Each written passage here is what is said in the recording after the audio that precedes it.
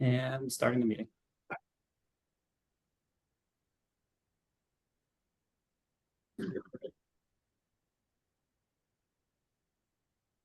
Am I on now? Good afternoon. My name is Brian Ambrett. I work in the Governor's Office of Policy Innovation and the Future. In a moment, I'm going to turn this meeting over to our co-chairs to get us started, but just a few housekeeping items at first here. If you have any Zoom issues during the meeting today, please send a chat or an email to Hannah Silverfine, who will help you troubleshoot, and Hannah's going to put that information in the chat for you right now. The commission is not taking public comments today. There's a form on the commission's website, which we will put in the chat as well, where members of the public who are observing today can leave their comments. We're also doing listening sessions around the state, and that schedule is on the commission's website. And lastly, this meeting runs until 4 p.m. this afternoon. Unfortunately, the content did not allow us to schedule a break, but in the world of Zoom, we can all turn our computers or our screens off and step away for a few moments. So if you do need a break, please do take one when it suits you, and then come on back and join us. So thanks very much for that, and I'm going to hand it over to Linda and Dan. Thank you. Thanks so much, Brian. Good afternoon, everybody. I'm Dan Tishman, and I'm honored to be a co-chair with Linda of this commission. A little bit of background on myself. I've spent my entire career in the construction and engineering industry, including having served as one of the many entities to help communities recover around the country from many natural disasters. I am a resident of Port Clyde, Maine, and I'm honored to help strengthen our infrastructure and protect the Maine that we love so much for this generation and for generations to come. I want to thank all of my fellow commission members for agreeing to participate. Each of you bring experience and expertise that are pertinent to the charge that we've been given by our governor. The purpose of the commission is to advance and support the state's approach to response, recovery, and rebuilding related to the disasters of the preceding 18 months, and provide analysis, lessons, and strategy for this recovery period. As commissioners, we have each agreed to offer our time and talent to this commission. Each of us was appointed because we have specific expertise to share, whether it's engineering, construction, infrastructure, or insurance. We each have unique perspectives and experience that will be called upon over the coming months. We will learn together from each other and from the experts across the state and the country about topics ranging from federal disaster funding and insurance markets to our electrical grid, floodplain management, and building codes and permitting. We'll prepare our recommendation in two formats: an interim report due this November and a final report next May, both intended to provide the governor and the legislature with options to improve our state's ability to weather the intense storms that we know are coming. So again, thank you all for agreeing to participate. This is our first meeting all together with outside experts. Hope to see you all in person at our field visits in the future. Now I'd like to hand the mic over to Lynn Nelson, my co-chair. Linda? Thank you, Dan. It's really an honor to serve beside you to chair this commission. And it's a great honor to work with the Governor's Office of Policy in the Future and to serve the state of Maine. So thank you all for being here and for all the time and effort you're going to be putting into this as well. I'm the Economic and Community Development Director for the town of Stonington, which is one of the state's busiest and most productive waterfronts. Also, as we're at the end of an island, we also have a lot of very vulnerable infrastructure in terms of bridges and causeways that connect us to the mainland. So as a coastal community, we share other coastal communities' pains and challenges and victories as we approach the climate changes that are coming, and have great empathy for our colleagues in Western Maine and Northern Maine and other parts of Maine as well, and looking forward to hearing from all of you about these. We're going to start today with introductions from everybody. As Dan said, this is the first time that we've really been together as an entire group, and we're extremely pleased to have special guests with us today, specialists in their areas that will help launch us on our path. Those presentations will examine the December and January storms from climate and emergency management perspectives. And also we'll have a presentation from Dr. Sam Brody. Sam is a fellow Bowdoin alum with me, so I will try not to do too much polar bear teasing. And he's of Texas A&M University, on how Texas used a similar commission to inform rebuilding efforts after Hurricane Harvey. After that, we'll have an overview from Dan and myself and staff about the commission structure and our work plan, and we'll round out with an open discussion among the commission members of what's on your minds. But let's not delay any further. Let's hear who everybody is, make sure we all know each other. If when you introduce yourselves, you could say your name, your agency or organization, and your role, and answer a question for us. In 12 months, the end of this commission, when we've made our recommendations, what does success look like to you? And we're going to start with the public members of our commission. I'm going to call you kind of randomly, this being Zoom. So let's start with Sam Roy. Sam, you here? Hi, and I am here. Hi, everyone. So I'm with the U.S. Geological Survey New England Water Science Center. I was formerly with the Maine Emergency Management Agency as their national hazard planner. So currently I'm a supervisory physical scientist for the data analytics and visualization section with USGS. With my experience in hazard mitigation, I just wanted to remind folks of what mitigation actually means. It's a sustained long-term reduction of risk associated with natural disasters. And for us, that could be the reduction in impacts felt by people of Maine, our communities, our infrastructure, and our environment. So I think in 12 months, if we have a strong plan for mitigation purposes and implementing mitigation funding that is available through the Federal Emergency Management Agency, I'd call that a success. Great, Sam. Thank you so much. Next, I'd like to have Deborah Eldwood from the Maine Community Foundation, another Bowdoin alum. We might be having a little collective here. Introduce herself to you. I think you're showing a little bias, Linda. I think we need to check this early on, but Linda and I were actually classmates, so wonderful. I'm Deborah Elwood. I am the president and CEO of the Maine Community Foundation.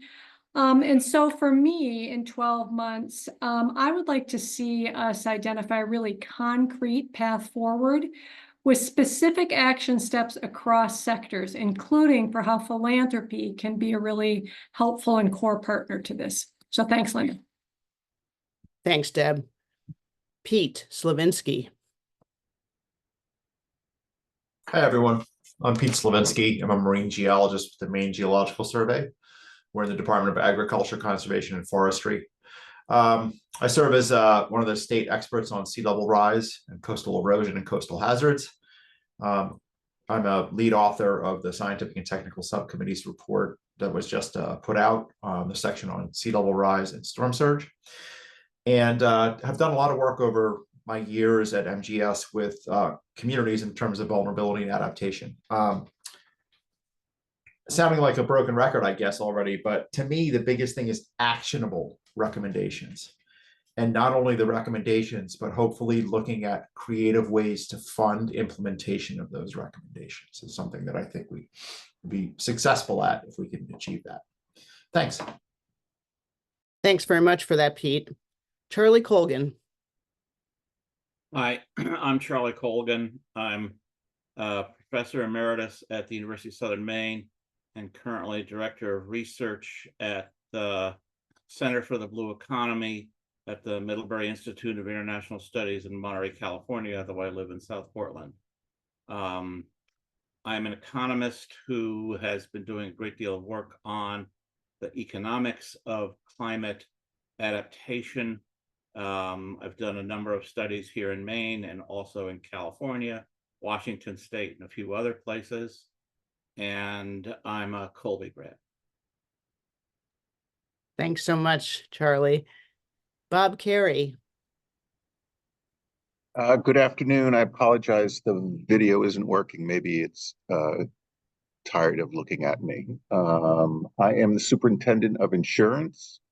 I'm actually at a conference, a meeting with my fellow commissioners, all of whom are keenly interested in what we can do from an insurance perspective to help incentivize people to locate in the right places and build homes that are resilient and to harden existing homes so that they are more likely to withstand the storms that will be coming.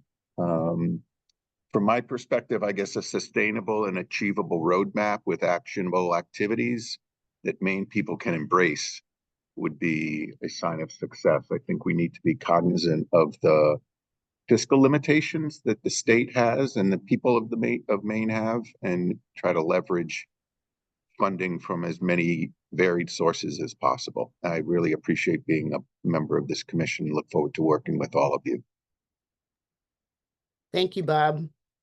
And I believe Noel Bonham from AARP Maine was unable to be with us today, but that there is somebody with us from AARP. Am I right about that? You are correct. I'm Jane Murchison.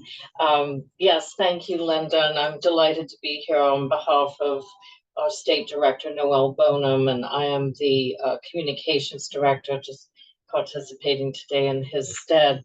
But I think success for AARP Maine in 12 months would include finding a meaningful way for us to help prepare and protect older Mainers and their families in collaboration with age-friendly and other community partners in the state. Thank you. Thanks for being with us, Jane. Joseph Purington. Yep, Joe Purington with Central Maine Power, live in Rangeley. I'm the president and CEO of the company. And I think, like others have said, I think it's all about developing an executable plan and looking for ways to fund that plan as effectively as possible with the lower impact on citizens of the state of Maine. So thank you. It's an honor to be here with you all. Thank you, Joe. Jack Parker. Is Jack with us today? Yes, I am. I'm here. I can't get my front camera to work. As you can see, the image that I was showing was the back of my office. So in any event, I'm glad to be here. I live in Woolwich. I'm the chairman and chief executive officer of Reed & Reed, a heavy civil construction company. We build infrastructure throughout Maine and New England and other places, primarily bridges, marine structures, and wind farms. So my view of success is, I'm not sure what it looks like, but the questions I'll ask is, what can work? Is it doable? Does it make sense? And is it cost effective? So I'm going to be looking at things through that lens, and that's it for me. Thanks. Thanks, Jack. Lissa Robinson. Yes, thank you. Hi, Lissa Robinson, senior civil engineer, hydrogeologist, and land planner with GEI Consultants, an engineering firm. I'm the branch manager for our local firm. We have about 22 staff here, and our company has about 1,000 across the country. And in 12 months, I would love to have thought with this commission about responsiveness and readiness. And to me, personally, in our local branch and our work, that means having people who are interested in engineering and graduating from universities.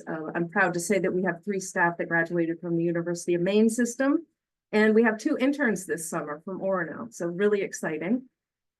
Also readiness and responsiveness for communities. We get calls frequently to help.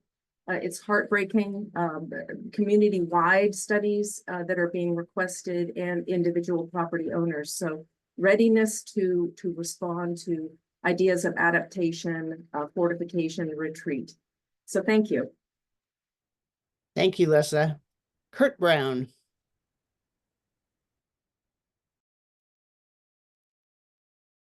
Oh, hello, everybody. Apologies, I'm out on the boat.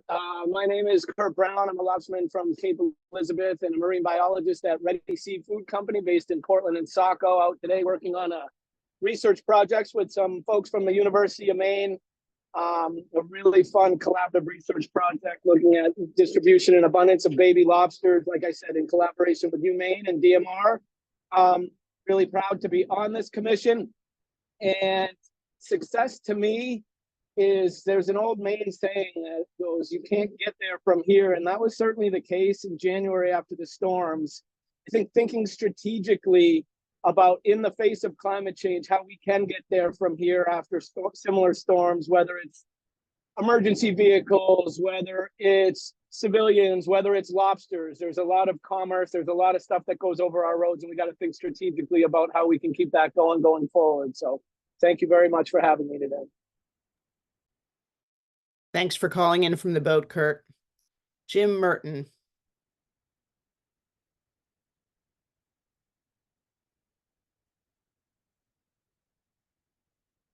I guess Jim is not online yet, so. Oh, no, he is on mute. Jim, you are on mute.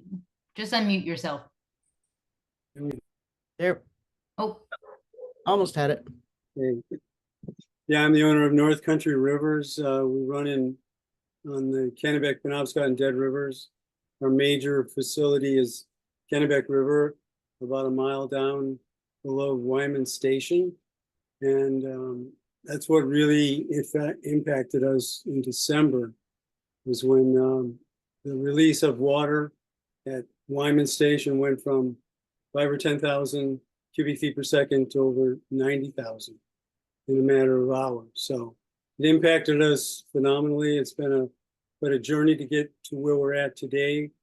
We're still working on it, and I look forward to hearing the ideas of the panelists here and moving forward with some plans and actions, not only for my business, for the whole state of Maine. Thanks so much, Jim. Shiloh Lafreniere. Hi, thank you. I'm Shiloh Lafreniere. I'm the manager in the town of Jay. So we were one of the western Maine towns that was hit largely last June, but we were May, June, and then December again. So we've had some experience with storms this past year. And so from my perspective, in 12 months, what success looks like is just to be able to say that we've listened, we've heard, and that we have what everyone else has said, some action items, just to prepare for the future, but also how to respond when communities or our entire state has disasters like that. How do we support the people of our state? Thank you, Shiloh. And Emily Robb. Hi, everyone. My name is Emily Raby. I'm the Executive Director of the Lincoln County Regional Planning Commission. We are an RPO that serves the 19 Lincoln County towns, which is a rural mix of inland, coastal, and island communities. Our work recently that's relevant to this commission includes serving as a regional coordinator and service provider with the state's Community Resilience Partnership. I worked on the Community Resilience Working Group of the Maine Climate Council.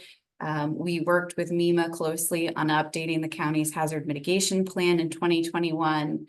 We're also working with UMaine, the Maine Sea Grant, and Bowdoin College on a social resilience project tied to storm recovery. And we've also spent a good amount of time the past 6 months writing grants on behalf of communities as they try and seek funding to rebuild post this winter storms. I think for me, I would like to see, as others have said, implementation of thoughtfully designed resilience and rebuilding efforts for both communities in terms of physical infrastructure, but also social infrastructure. Thank you. Thank you, Emily. And those are the public members of our commission. And I appreciate everybody's patience and tolerance as we get to know each other for the first time. And I don't always quite get your names correctly. I will do better. Thank you for that patience. We now also have commissioners from the state of Maine who are members of this, commissioners of our state agencies. And we'd like to begin with several that have granting programs related to this winter storm. So as you introduce yourselves, Bruce, Patrick, Heather, if you could tell us a little bit about the status, the general status of where your granting programs are, that would be great. And actually, I'm going to start with Pat Kelleher because I believe he has to step off for a minute shortly. So Pat, go ahead. Thank you, Linda. My name is Pat Kelleher. I'm the commissioner at the Maine Department of Marine Resources. And I think I think you've heard a lot about needing an actual a plan that'll actually kind of be useful. And I think the idea of an actual plan for me is one that we can also use to help leverage state and federal and private resources, because those are certainly going to be needed.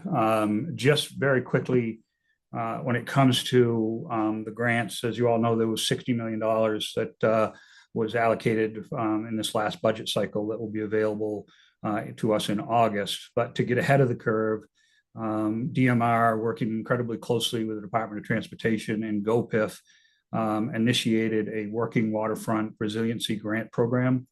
The program is going to provide funds for working waterfront that supports 10 or more commercial fishermen or aquaculturists who are working off a wharf or pier. Given the widespread destruction this past January, there's a lot of interest in this. We received 78 applications for a combined request of just over 25 million. So that the requests equal the amount of money we have, but don't think that is because there's a lack of interest. Again, this is for 10 wharfs that have 10 or more individuals working on them. Based on what we've seen, the applications have a very good distribution along the entire coast. We've seen applications from towns, privately owned facilities, as well as many fishing co-ops. Staff from the three agencies are currently reviewing the applications now. They'll be meeting later this week for the first time to think through what these applications look like and how they'll move forward. And we anticipate making decisions well in advance of the funding actually becoming available. And again, those funds will be available on August 9th. Thank you. Thanks, Pat. Thanks for all that good news. Bruce Van Note. Hi, everybody. I'm Bruce Van Note. I'm Commissioner of Maine Department of Transportation. I'm a proud UMaine Black Bear engineer, but I also land surveyor and a lawyer and spent a lot of time at the State House. So when I talk about success, it's very similar to what everybody says, but it has a lot of different layers to it and slices. Thoughtful, implementable, pragmatic. Sometimes the perfect's the enemy of the good. And how do we actually get stuff out there in a thoughtful way that people can support? So that's success. In terms of adaptation, DOT's had some experience before this later round of funding that Pat just outlined, working closely with Hannah. We're, for lack of a better term, acting a lot like the state's public works director here. We build and fix things. And we also handle complex funding arrangements and organized groups. So what we're doing here, and we've done it before, Pat's already spoken about the working waterfront. I don't need to say any more than that. Kind of shows how it works, that the money may be flowing through us, but we work very closely with the expertise necessary to make the right decisions. So on the working waterfront, Pat and his group is that group. On the adaptation, which is not exclusively, but has more of a focus inland, for all those rain trains that seem to be happening, at 5, 6, 7, 8 inches at a time that didn't used to happen, and what that means. We have the other 25 million, 20 of it is focused on scoping, design, and construction of specific public infrastructure, including stormwater, water systems, and other public infrastructure. So it's a broader eligibility and similar to what we had done previously. The other 5 million we're focused on municipal culvert program. That's been very popular, and that would continue. So the deadlines for both of those aren't until it's only a few days now, July 1. So we don't have a set number of exactly what we've gotten yet, but we look forward to and continuing to work with others to try to translate the applications into actionable stuff that we can fix out on the ground. So that's it for DOT. Thanks very much, Bruce. Heather Johnson. Hi, I'm Heather Johnson. I'm the Commissioner of the Department of Economic and Community Development. Our piece of that grant program was $10 million, and it was really targeted at recovery and resilience grants. So getting businesses that weren't able to open yet for a variety of, because of a variety of impacts between the December or January storms. No overlap to the program that DMR is running. So are very clear and separate. You're either eligible for one or the other. Our program had a cap at $100,000 ask, and it does require a one-to-one match, so that there was, some clarity around the programs, because it does allow for future resilience efforts. And so we wanted to make sure that companies had some opportunity to build bigger with their one-to-one match. We've had over 220, it closed last night at midnight. So we have some detail, but not a ton. We have over 220 applications for, pretty significant numbers of damages. We are oversubscribed at this point. So we know that we won't be able to meet the full need. We'll have to go through the applications carefully. Like the DMR program, we will have decisions made before August 9th when the funding is available. We haven't looked at the applications enough to have a good sense for how much back and forth we're going to need to do with the applicants in order to get to that right answer. So not quite as bullish as Pat is on a lot before the 9th, but we will be ready by the 9th to be able to execute those funds. Thank you. Thanks for the additional good news, Heather. Amanda Beal. I don't believe Amanda is on today. This is Judy East. I'm the Bureau Director for Resource Information and Land Use Planning in the Department of Agriculture, Conservation and Forestry, and I'm representing, I'm Amanda's designee on the commission. You, Judy. So, yep, good morning or good afternoon. I also serve as the co-chair of the Community Resilience Working Group of the Maine Climate Council. We just delivered our recommendations last week. In representing the department on the commission, there are 3 additional bureaus within DACF. That's Parks, the Forest Service, and Agriculture. So I won't just have the BRILUP focus. I actually also have some money to announce today too. We just made decisions. The Municipal Planning Assistance Program has worked in collaboration with the Coastal Program, combining the funding that's available for community planning through the Coastal Community Grants and the Shore and Harbor Grants. And decisions were made literally 2 hours ago. There will be a press release this afternoon. 5 Coastal Community Grants for a total of $196,000. 6 Shore and Harbor Grants for a total of $255,000. These are non-construction, so it's planning, it's climate vulnerability assessment, it's engineering design in order to be ready to spend those infrastructure dollars. Success for me, I completely agree with the actionable focus that everyone has put forward, but I'll add to that I would love for my daughter's generation, the 20-somethings, mostly Maine Orono undergrad and graduate school grads, have a sense of hope and understanding and agency that we're doing something and that it's going to make a difference in their futures. Thank you. And I'm delighted to be here. Thanks, Judy. Thanks so much for joining us today. Thanks for your message of hope and your more good financial news. Melanie Loisum. Thanks, Linda. Good afternoon, everybody. I'm Melanie Loisum, Commissioner of the Department of Environmental Protection, and I co-chair the Climate Council with Hannah Pingree. I'm going to echo what I heard from a couple of people in terms of what I think success in 12 months would look like. Bob said sustainable and achievable roadmap. And then building on that, Lissa referred to achieving a state of readiness. And I'd say I would hope that we would have a rapidly deployable toolkit, that I don't want to find ourselves in another situation where we're asking ourselves, oh no, what do we do? And how can we help people right now? That 12 months from now, we should have the answer to that and be able to implement the answer to that. Thank you. Great. Thank you, Melanie. Dr. Va.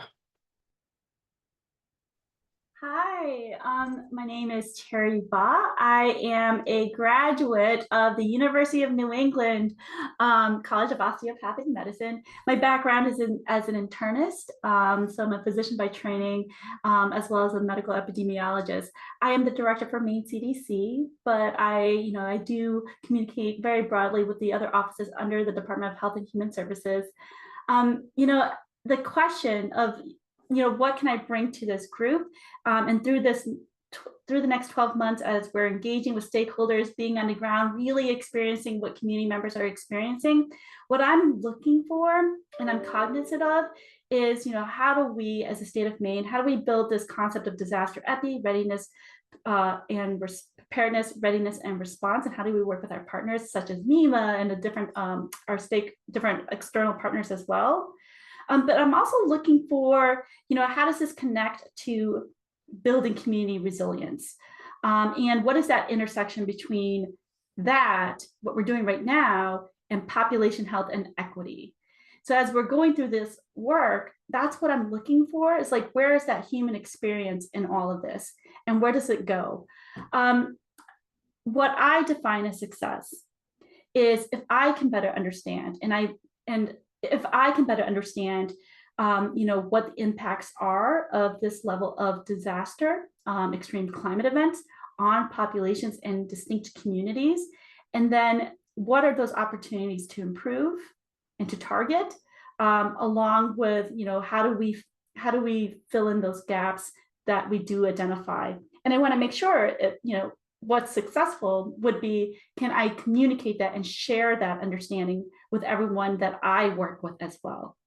In addition to that, I'm hoping that understanding that level of information building, that will also shape some of the strategies and recommendations that are put forth by this group. And I'm hoping that I can see the human experience throughout all these different recommendations, in addition to through that lens of equity. So that's what I sort of see my role being part of this group is, and how I hope to carry that into the recommendations that are put forward. Thanks. Thank you so much. Pete Rogers. Well, good afternoon, everybody. My name is Pete Rogers. I'm the director for the Maine Emergency Management Agency. We have been working very closely with FEMA over the past. I know that many of you have seen my team out and about with the FEMA members, so we're pushing really hard with those guys, looking at the federal grant side. I'm not going to steal Ann's thunder, who you'll hear from later, but my vision of success would be a safer and more resilient Maine, ready to endure the next storms. We know they're going to get harder. We know they're going to become more frequent, and I want to be in a position of success where we can be ready for that. Thank you. Thank you, Pete. And Hannah Pingree. Great. Thank you, Linda and Dan, and great to see such a great turnout here today. My name is Hannah Pingree. I'm the director of the Governor's Office of Policy, Innovation, and the Future, and our team, led by Brian and others, are going to help to staff this commission with the support of MEMA. I will say, Melanie already mentioned it, but Melanie and I co-chair the Maine Climate Council, which has many overlaps with this commission's work. I think when I think about our vision of success, the Climate Council takes seriously the kinds of storm events and challenges climate is bringing to Maine. The governor is, I think, feels great urgency for the need for action, preparedness, support for communities and people in Maine who have faced tremendous impacts, but we know, as many have mentioned, those impacts may only increase. So I think everyone has said it well. I hope that we can bring her a report by this fall that's actionable in this upcoming legislative session, and then build on it in our May report. I think the people of Maine, community leaders, are asking us for that roadmap. And I think we've assembled a really impressive group who I think will help us deliver it. So again, just really grateful for everyone being here today. Thank you, Hannah, and thank you to all the staff from your office that are facilitating this so well and spending so much time doing that. And last but not least, we have Dan Burgess.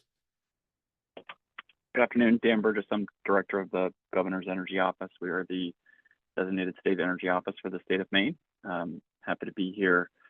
And I think I would just echo everything else everyone said, and I would also add looking forward to getting a shared understanding of data and really kind of what resiliency means for all these different topics and how to best approach it, and really excited to learn about best practices from other jurisdictions. Thanks. Thank you, Dan. And that is our commission. Did we want to introduce staff, Hannah, or are we not introducing staff at this point? No, I think we have a few minutes, and we do have a couple of staff from our office. I would only also mention Joyce Taylor is here from Maine DOT, who is a resilience expert. I'm sure we will tap. And I also know that Annie Fuchs is here, who will introduce herself. So it could be helpful to just have them all introduce themselves, since they are very key to our state's work. Absolutely. Please, Joyce. Thank you very much.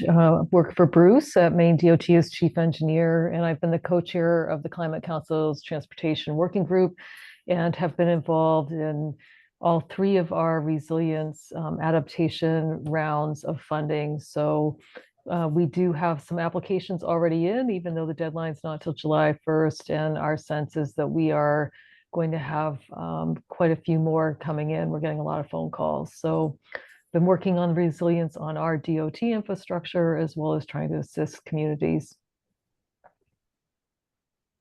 Thank you, Joyce.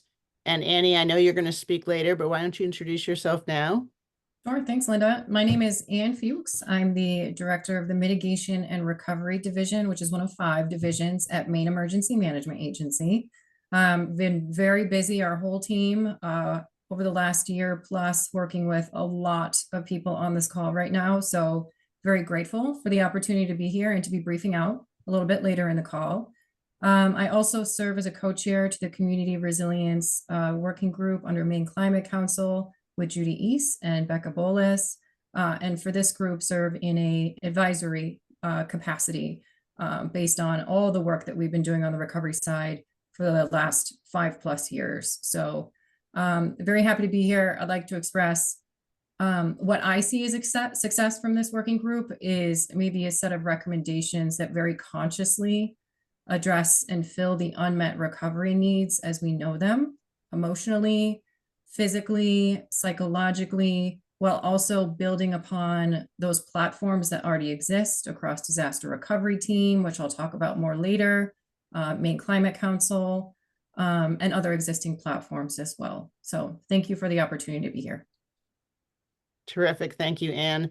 I see we also have Melissa Roy on screen, and she works with Dan Tishman. Melissa, you want to say hi? Hi there, Melissa Roy. I work with the Northlight Foundation and the Tishman family. I'm excited to learn how philanthropy can help prepare Maine for the oncoming storms. Thanks, Linda. Thank you, Melissa.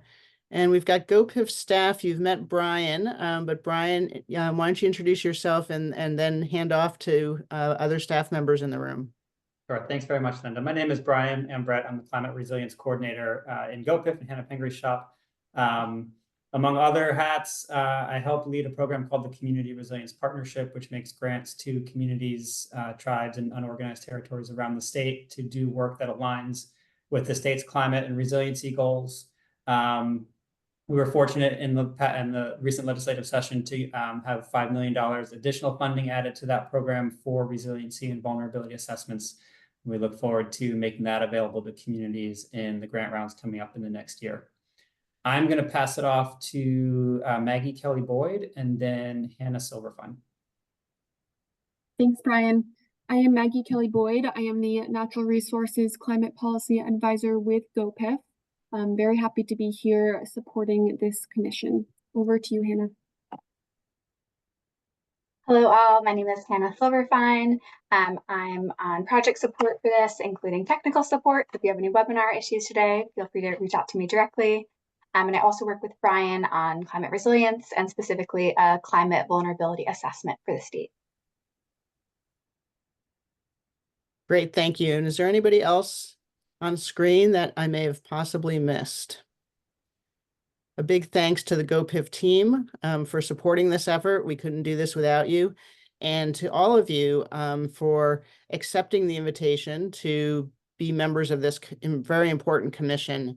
It's exciting. This is an illustrious group, and I'm really looking forward and honored at the chance to work with each of you.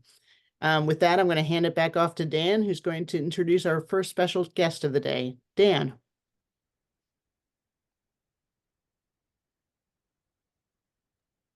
Thanks, Linda.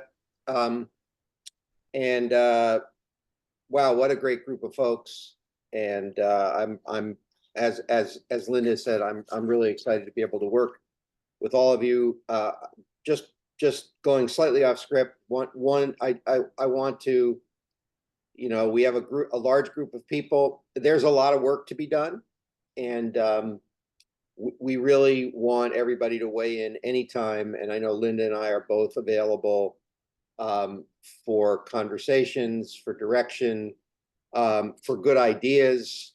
I think one of the common thread we've all heard today is that we take this matter very seriously. That we are a small group of people to put together to help think about how we can help all of our communities avoid a very large amount of pain that we saw them all feel this last winter and last fall. And I think we are also convinced that we are likely to experience these events into the future. So it's really important work. I'm personally energized to hear how much responsibility each one of you think or know that you've taken on by joining this group.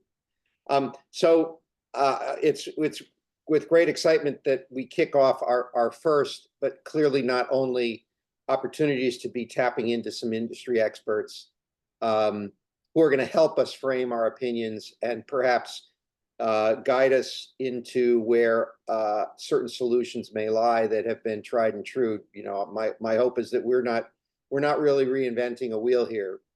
There have been natural disasters that have happened all around the country, all around the world, and in our state, which we have responded to in many ways. And we want to take the lessons from others as a way to start our work.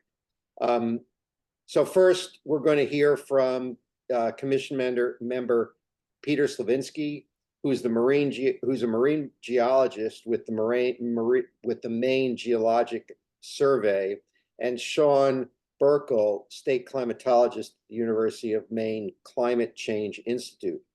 Both are co-authors of a newly released 2024 update to science assessment of climate change and its effects in Maine by the Scientific and Technical Subcommittee of the Maine Climate Council. Peter and Sean will describe the storm conditions in December and January, discuss the implications of climate science on the events like these in the future. Sean, I'm going to hand the mic to you and let you start your presentation. Thank you. Great. Well, thank you, Dan. And thank you, everyone, and GoPIF for organizing this. And I look forward to, in the next few minutes, I would like to cover a brief overview of the underlying aspects of climate change in Maine, and then to focus on how those work into storm events. And I just wanted to verify, should I share my screen or? Yes, please do, Sean. Oh, okay, great. Let's wait for just a moment.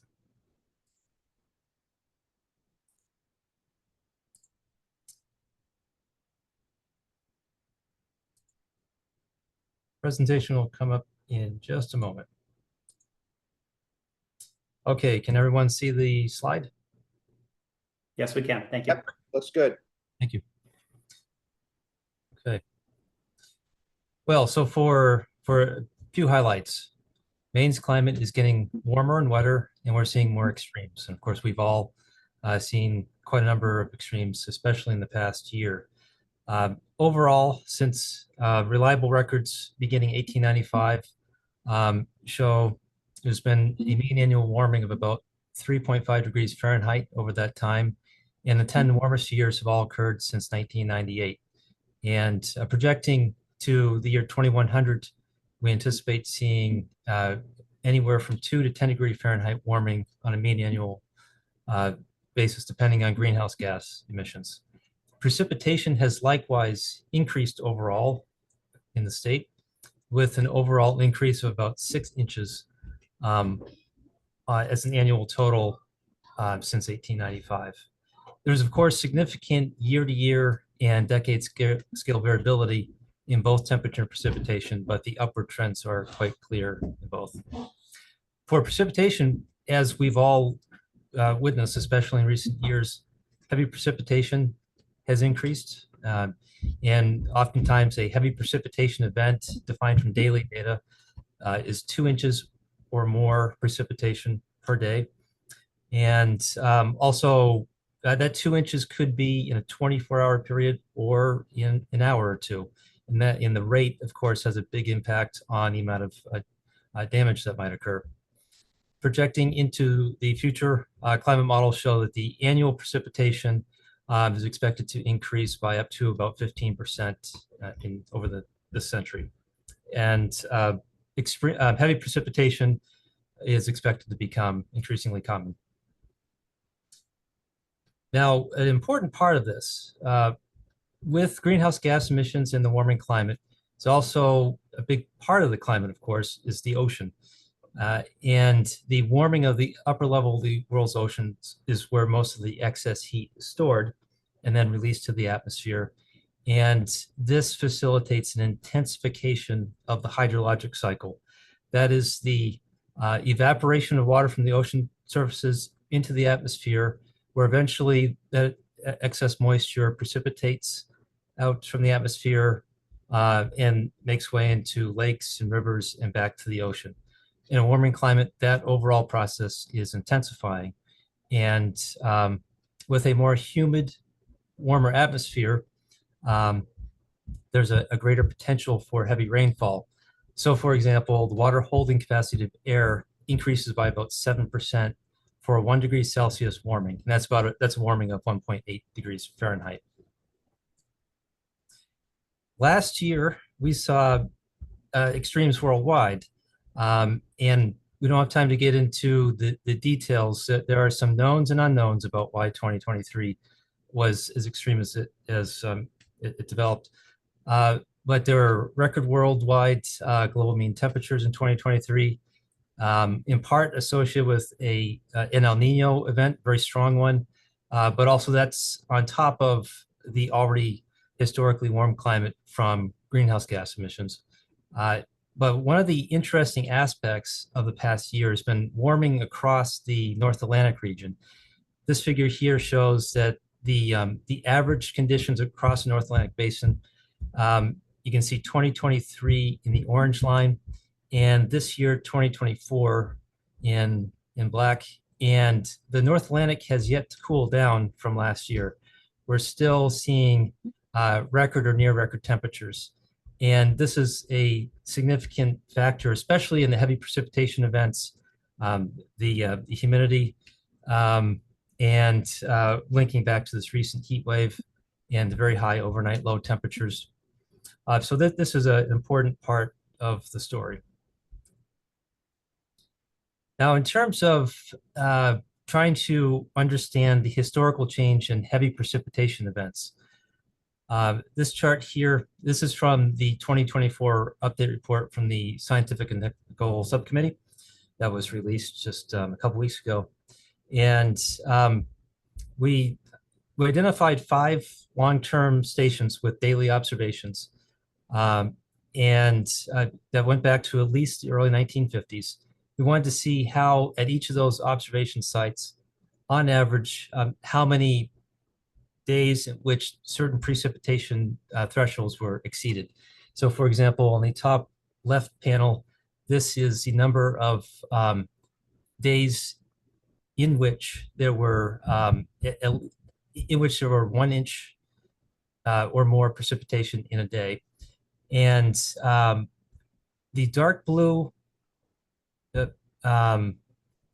bins represent the average number of those days that pass a threshold across all 5 sites. And the light blue indicates the maximum across all 5 of those sites. And then, of course, these are the trend lines.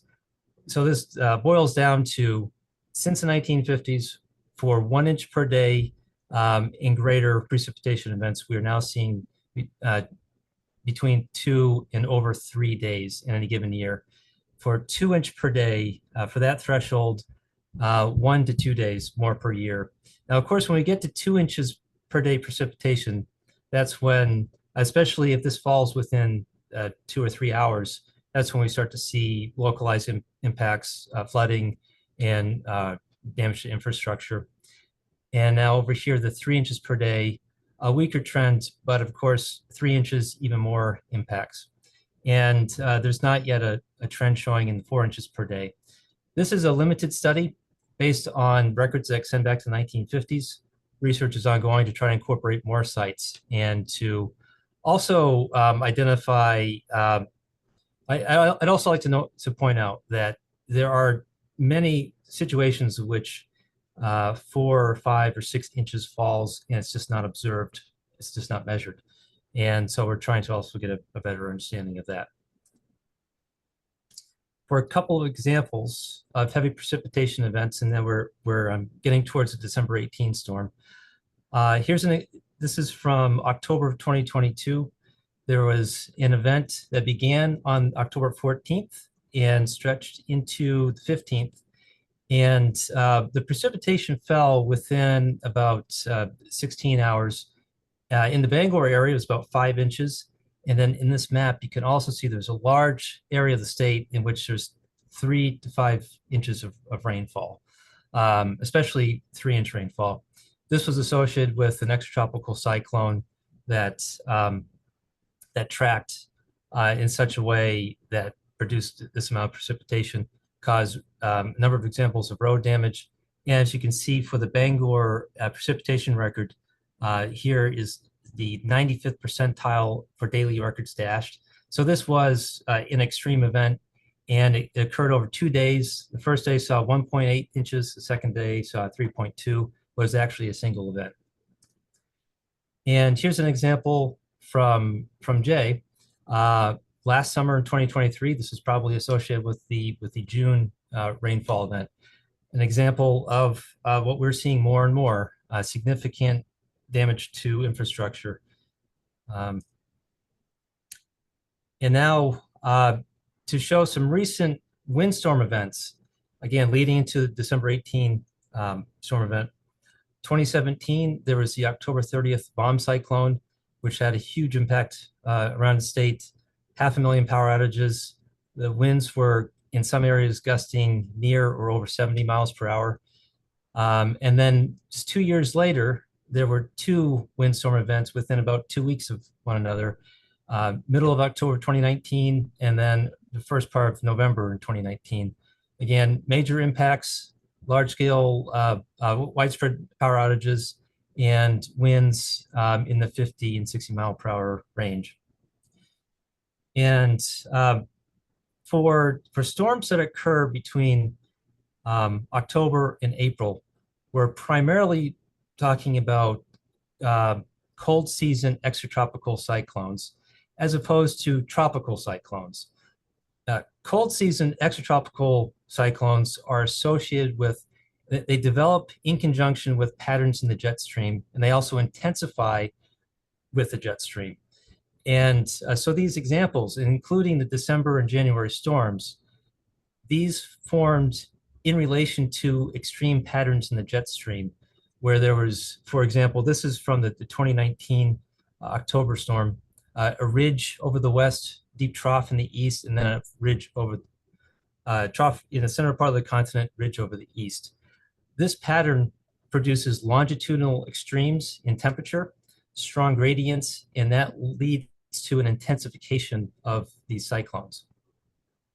And I'd also like to point out that very often when we experience an extreme event here in Maine or on the East Coast, there's very often, because of this large scale connection, an extreme happening elsewhere. So for this particular event, there were large forest fires in California that were being fanned by very strong Santa Ana winds, but all connected to the same large scale feature in the jet stream. So the recent sou'easter storms, the southeasterly winds that developed in the storms of December 18, January 10, and 13, these storms all began as nor'easters, cold season extratropical cyclones migrating up the East Coast. But they became what we often now call sou'easters, with strong southeasterly winds across Maine, especially along the coast, in relation to a shift in the storm track, where rather than migrating up the East Coast and passing over the Gulf of Maine or south of that, the track veered to the north over a portion of the Great Lakes region. In the case of the December 18 storm, very near the New York-Vermont border, up into Quebec. And with the counterclockwise circulation of the storm, that's what produced the southeasterly winds across Maine. Now, this system and also the other storms that I pointed out, they relate to these large-scale patterns that tend to produce stalled high pressure, sometimes a stalled low pressure, and it's associated with these loops in the jet stream. The December 18 storm, this high pressure off Newfoundland, that stalled briefly enough for the low pressure that was coming up the East Coast to veer to the north. So that was one aspect of the storm track and the wind intensity. The gusts in many places exceeded 70 miles per hour. Not everywhere, but certainly some locations. And there were even measurements over 80 and over 90 at isolated observation sites. Rainfall, 5 to 7 inches. And of course, some of the worst flooding in almost 40 years along Kennebec and Androscoggin. Major infrastructure damage, road damage, as has already been alluded to on this call. Power outages comparable to that of Ice Storm 98. And now Pete Slavinsky will give more details on sea level rise and the impacts along the coast, so I won't belabor this. But as we all saw, the damage across the coast, a big part of that was the coincidence of high winds and high tide, as well as variability that had produced the highest overall level since 2010. And in relation to the North Atlantic Oscillation, which I believe Pete will also discuss. These three maps show the estimated maximum wind gusts across the state. These are from a data product from NOAA. Again, winds in excess of 50 miles per hour across much of the state, many areas seeing above 60, 70, and even some areas above 80 miles per hour. There are limited studies available examining the climatology of sou'easter storms. It's something that we're working on now. There is a preliminary analysis that the National Weather Service Gray Office undertook, and they were examining the frequency and did not find a statistically significant trend since 1950. And so this is ongoing. We want to see if we incorporate more information. So this focused on data from Portland. To examine more sites will be helpful in determining if there's an increase in frequency. Now, having said that, and also to wrap up, when we project into the future using climate models are consistent in projecting that storms are and will become more intense and also will deliver more heavy precipitation. However, there's disagreement on the frequency.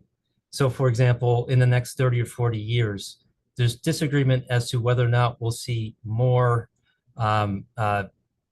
impactful storms in a given year or decade. And that links to how models, how they simulate the upper airflow versus conditions down below. There's disagreement that very strongly impacts the average storm track and storm density.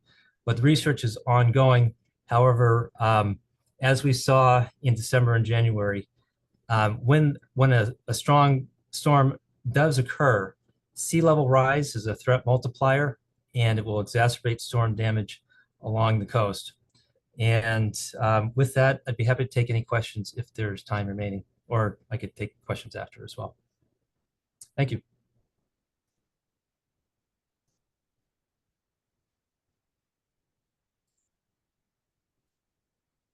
Great, thanks, Sean. How about we jump over to Pete, and then if we've got a few minutes, we'll take some questions.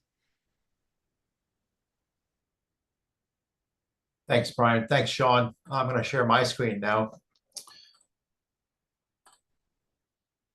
And hopefully everyone can see that. Can I get a thumbs up or something? Excellent. So Sean set a great climatological stage for what I'm going to cover. We're going to shift specifically to the coast.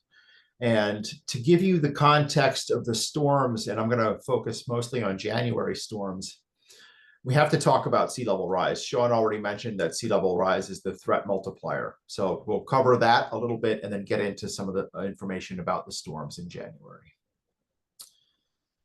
So on the long-term trend, so the century scale, sea level rise in Maine has basically been mirroring global changes and has been rising at a rate of about 0.8 inches per decade. However, since 2020, that rate has increased by about 2.5 times the long-term rate, up to about 2 inches per decade. You'll notice in this graph, 2010 was an anomalously high year, and that was the record high mean sea level until 2023 occurred.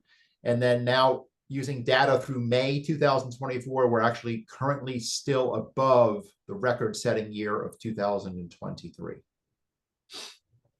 Mean sea levels set numerous records at many of our tide gauges along the coastline.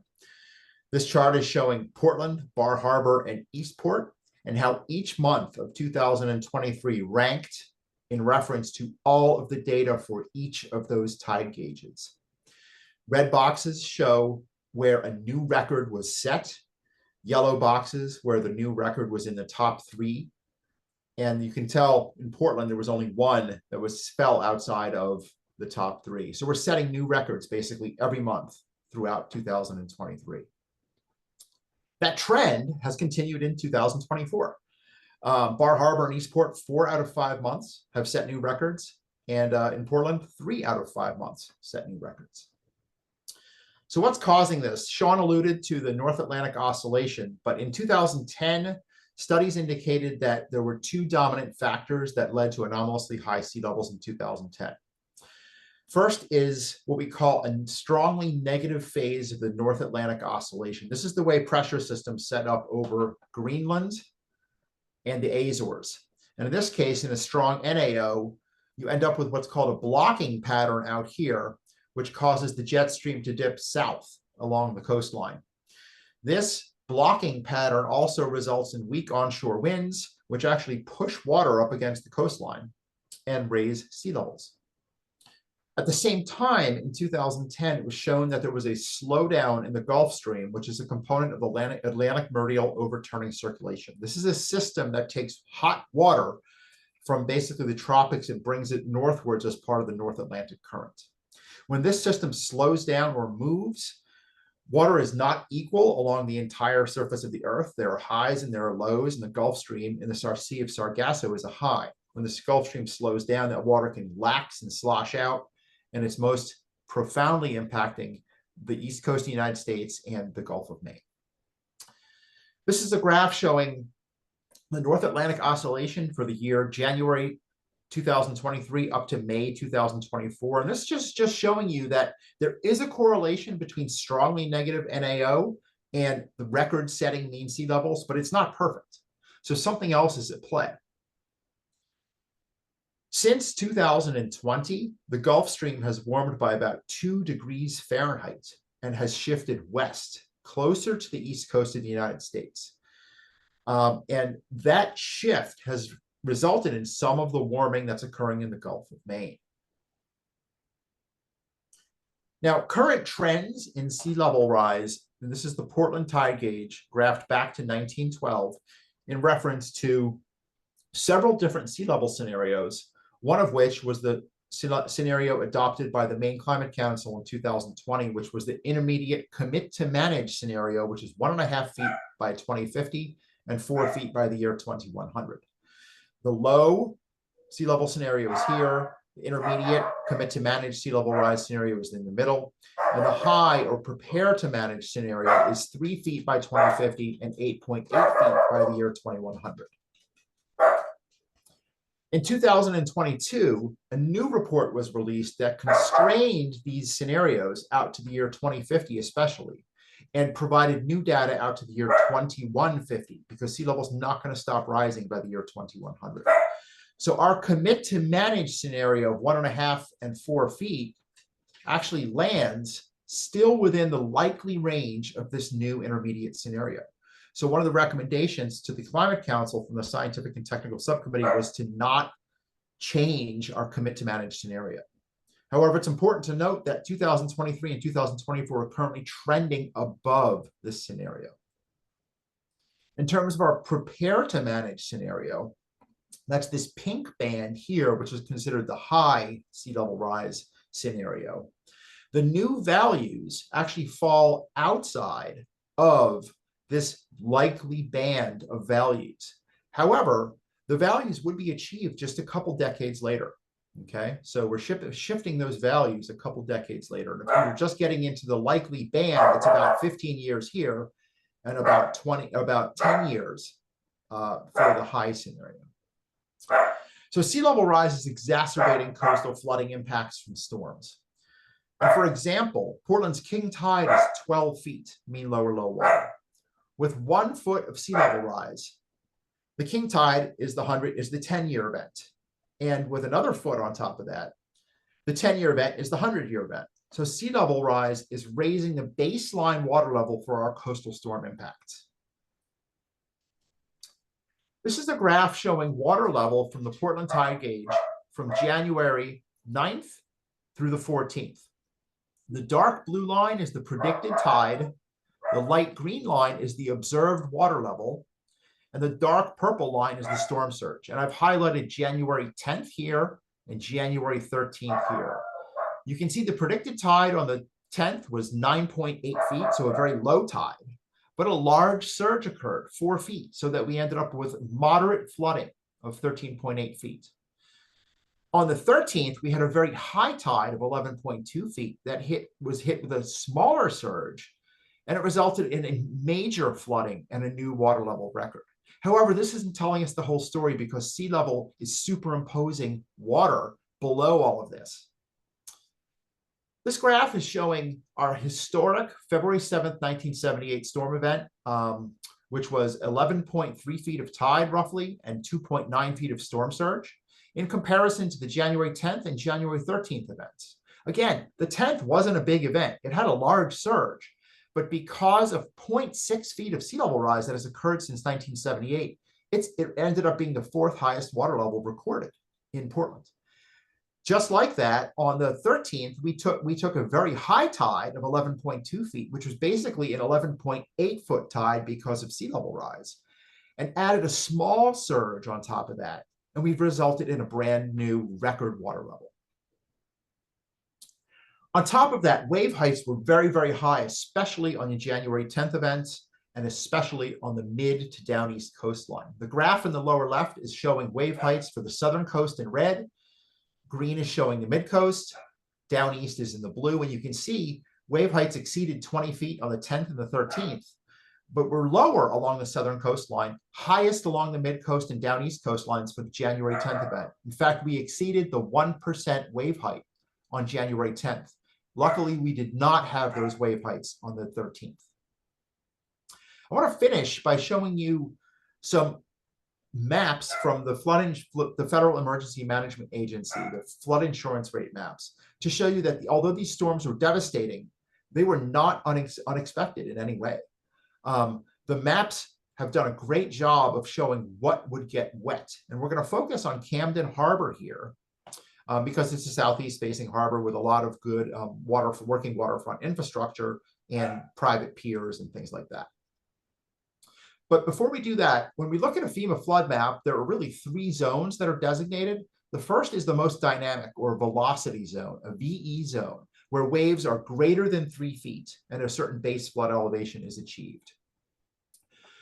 Landward of that typically is what we call a coastal A zone, where waves are between 1.5 and 3 feet. And that is, there's a boundary called a limit of moderate wave action, which is achieved to create a coastal A zone. If you don't have a LMWA, you go from a V zone directly to what's called an AE zone, where wave heights are 1.5 feet or less. This is a not a dynamic, but a static flooding zone, okay? So this is a flood map for Camden Harbor. You can see a VE zone out here. So dynamic large waves are striking infrastructure out here. As you move into the harbor, the sheltering of the harbor actually decreases that to an AE zone. As you get onto land, the friction with the surface of the land decreases those flood zones further. And all the way inside the harbor is a lower AE zone from then out here. We're going to look at a photograph during the storm on January 13th at the height of the storm, at the height of the tide, to compare with these flood zones. So this is photograph A down here, which is at Camden Yacht Club. You can see large waves breaking into the parking lot of the yacht club. And this is not unexpected. This is what the map showed us would happen. You can see large waves hitting the coastline out here and then traveling into the harbor and getting smaller. Inside the harbor, we'll take a look where the shack is over here and also where the harbor inn is at photograph B. This is a static flood zone. That's exactly what was achieved. Waves less than 1.5 feet, pretty much rise and fall of water in the sheltered area. And then looking all the way inside the harbor, this is an area of Harbor Park. This is a steep sloped upland. That's why this flood zone literally just peters out in a straight line. And then there's low-lying areas here where water can actually penetrate much farther. That's exactly what photographs showed. Steep sloped areas, waves less than 1.5 feet, and flooding occurring all the way back behind these buildings. So the key point here is we have good resources to understand what infrastructure is at risk already. These maps, and I've looked at other areas of the coastline, and they've done a very, very good job, even though this was a southeaster, and along the southern Maine coastline, our 1% storm is a northeaster. That's been modeled by FEMA. They still did a good job.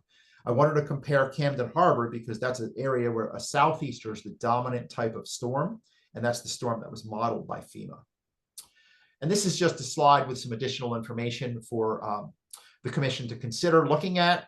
There's a lot of good reading here, including the 2024 Scientific Assessment of Climate Change and its effects in Maine, the executive summary, and the full report. And I think somebody threw that into the chat as well. Thank you so much. That was great, Pete. Thank you so much. Thank you, Pete and Sean, for bringing us this scientific information and a different, perhaps for some of us, a different view and lens into the storms of this last year. I think we have a minute or two for a couple of questions. If you all have any burning questions. And please raise your hands or speak up. It's very difficult to see everybody with this larger group. I did have a question. Unfortunately, I don't see the raise hand function, so I'll just. It's okay. Thanks, Sam. Go ahead. This one's for Sean Burkle. So thank you for talking about the frequency of southeasterly events in Maine. And it sounded like there was a focus on extratropical cyclones. Do your statistics also take into account tropical cyclones? Could you speak a little bit to the potential of tropical cyclone impacts or their occurrence in Maine, just given that we did have a near miss last year? Yes, as I recall, that was Hurricane Lee last year. Well, in terms of available literature on the incidence or projections of tropical systems into New England, it's likewise uncertain in terms of whether or not that will become more or less frequent. And the big uncertainty, again, links to the jet stream, because getting to in the middle latitudes, all it takes is for a trough to swoop down at just the right time and push the storm system out to sea. And it's kind of fascinating when you watch the global model 10-day forecast. Sometimes a hurricane will be in the 10-day forecast, and it will in the 10 days out, looks like it might get up into New England, but then trough will swoop in, and day after day that the storm just goes somewhere else. So the present literature is unclear whether or not we would see more or less. But again, there's increased risk. Last year, record high temperatures across the North Atlantic, and we did see a Hurricane Lee passed over just off of Nova Scotia, impacted down East Maine. And this year, NOAA has issued, NOAA anticipates an active hurricane tropical storm season because of the record high temperatures and because a La Nina is developing in the Pacific that tends to reduce wind shear. So to boil all this down, uncertainty on the frequency, but there is, of course, risk. And short term, there's elevated risk this year because of the conditions that I mentioned. Great. Thank you, Sean. Thank you again for that question, Sam. Are there other questions? And thank you, Hannah Silverfine, for dropping into the chat. This is a public meeting. We do have members of the public with us today. We're not taking public comments during this meeting, but you have ways to share your thoughts and questions with the commission through a link that has been dropped into the chat. And we really welcome those and look forward to those. I had a quick question, Linda. Well, I'll maybe ask our two panelists to answer quickly because it may not be quick, but you do science, and I know you've helped the Climate Council for the last couple of years, and we all get questions from community members about the science. I'm just wondering if there is a most frequent scientific question that comes from, say, municipal leaders who are thinking about planning based on the work that you both do on precipitation and sea level rise. I can go first on that. I guess the most common, there are two most common questions, Hannah. The first is, well, it used to be, what do we plan for? And now with the work of the Climate Council, we've given communities something to plan for, some solid concrete numbers. And I think that's a really, really important step. A lot of communities are worried that the numbers we're providing with them are not high enough in terms of what they want to be doing. In terms of the kind of resilience they want to integrate into their infrastructure. And the question gets into, there's a fine balance between creating resilience and actually the constructability of that level of resilience. In other words, and Bruce and Joyce could talk about this endlessly, you can only raise a road so high before you just can't raise it anymore because of how it ties into the adjacent grade, because of the wetland impacts that might occur if you're raising it and then having to fill to create that. So that's one of the big questions that we get is what do we plan for? The other one is, how do I fund my work? And this, I think, gets directly at what this commission will be working on, which is, again, we already all said it, but actionable strategies. And then to me, it's going to be come to some kind of creative types of funding and creative types of partnerships to be able to implement the kind of things that need to be implemented on both the private and public sectors of the working waterfronts. Thank you, Pete. Thank you again, Hannah, for that question. I concur. This municipal official has exactly that question all the time, and we have been dealing with our own causeway in public discussions within the last 2 weeks and asking that very question about, is it high enough and what is buildable? So thanks for that clear answer, Pete. I think we should probably move on to our next speakers. Sean, did you want to add something?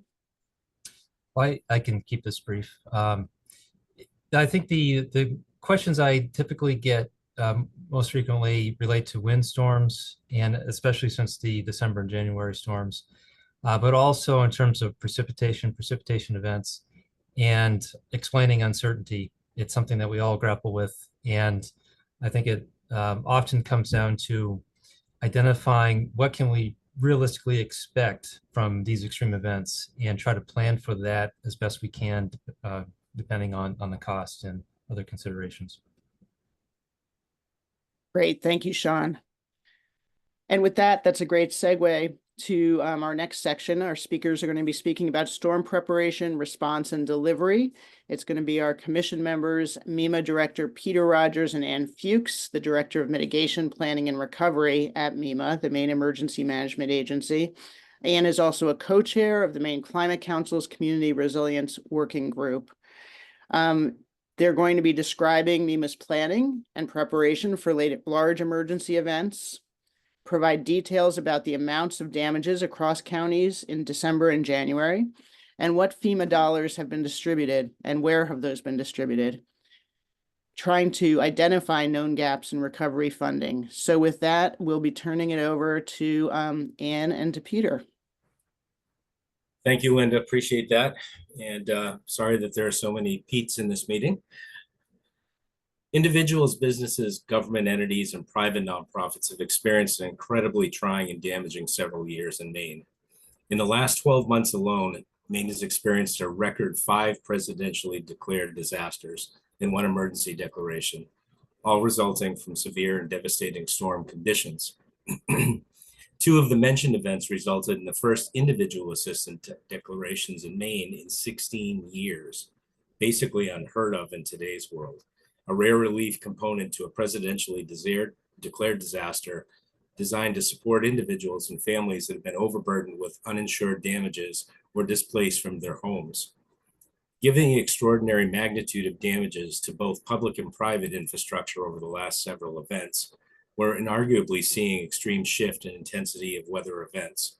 And I will say the last presentations really helped me understand and get a better feel for why this is happening, not just that it is happening.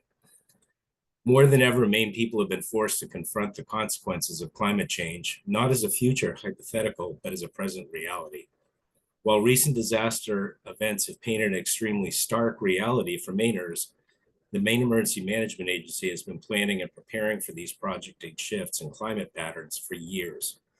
Mitigation, preparedness, response, and recovery are the heart of what we do, working side by side with partners from the public and private sectors to the best prepare and posture for all hazards, whether natural, adversarial, or technological.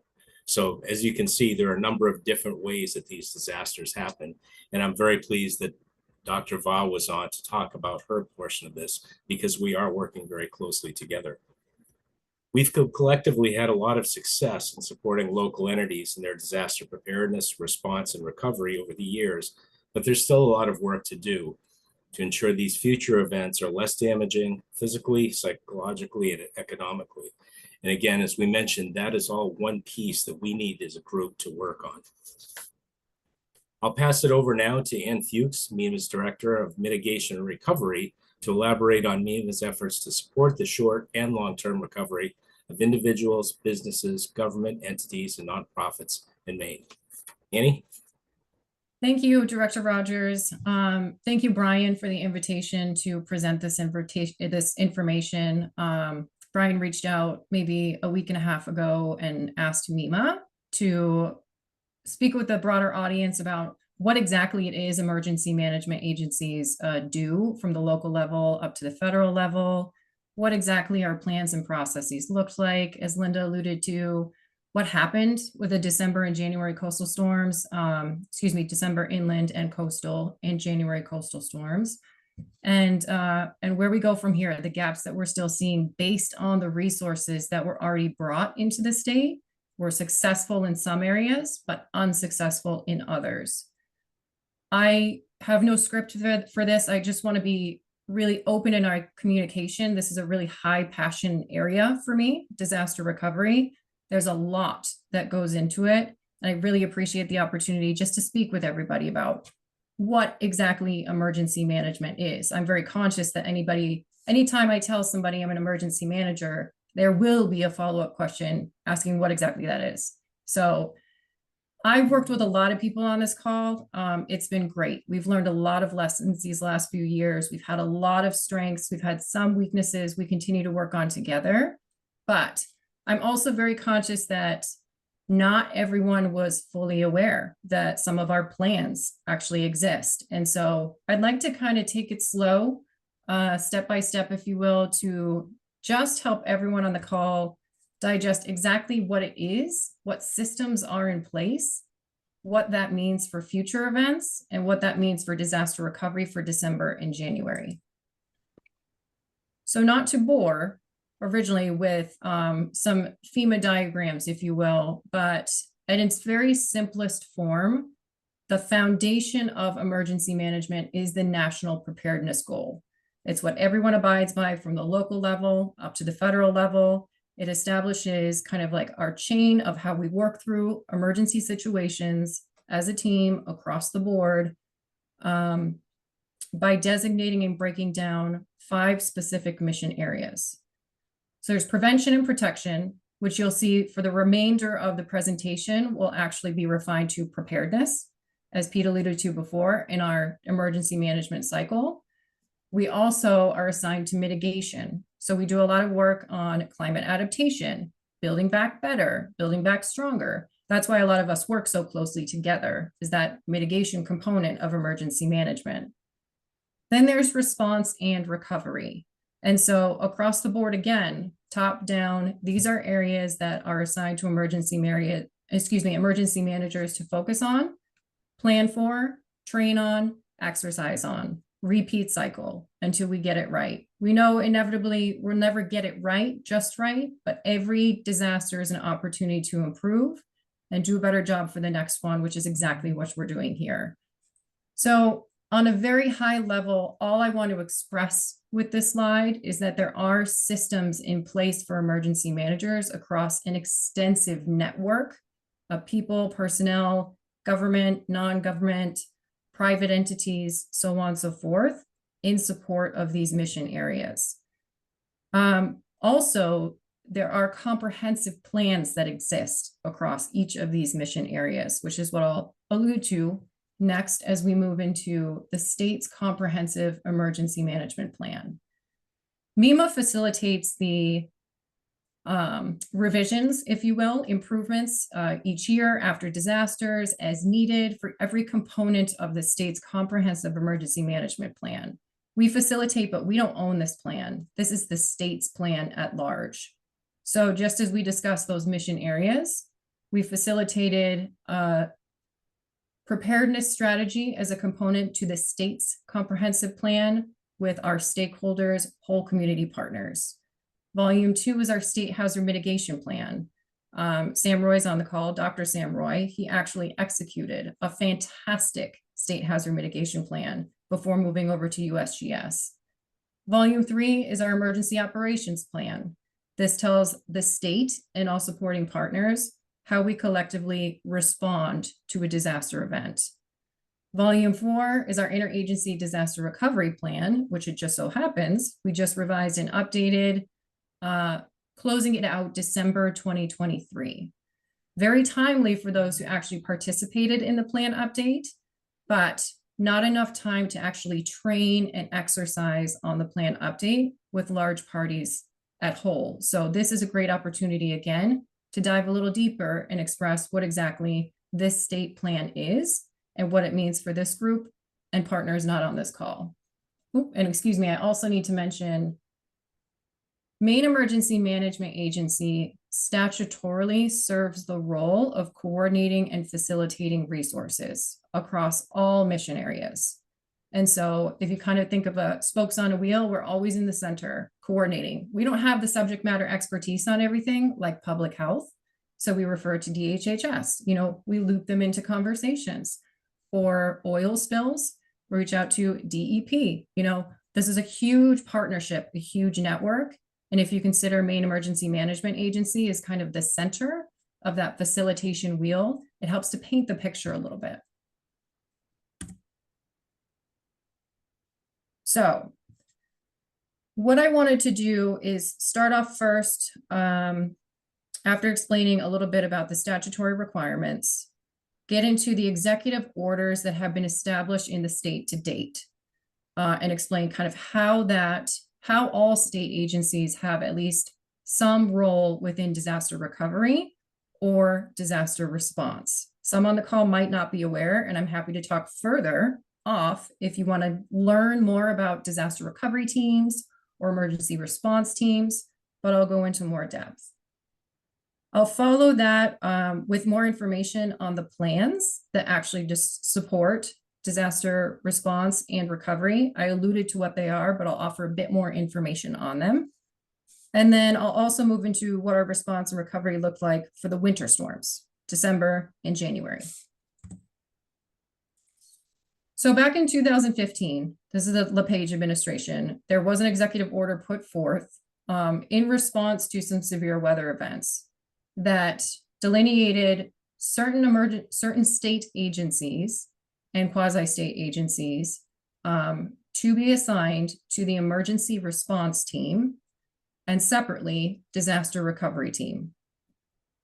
When we're in our response phase, which means the event just occurred, we're still worried about immediate life safety, there are designated primary and secondary members, assigned by agency commissioners. That's what Director Rogers works with agency commissioners to align every time. I think the last time we did it was in 2022.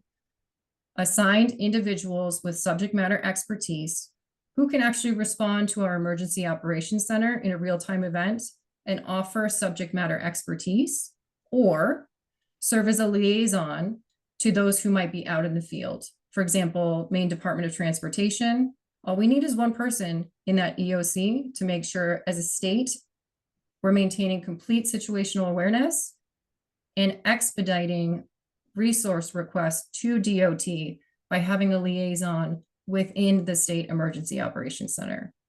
So that extends to transportation, public health, farms, agriculture, so on and so forth.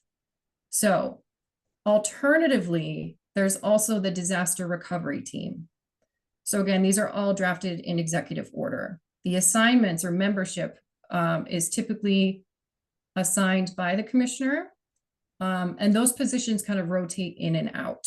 But one of my roles with Maine Emergency Management Agency as the division director for mitigation and recovery is to facilitate conversations with the disaster recovery team at large.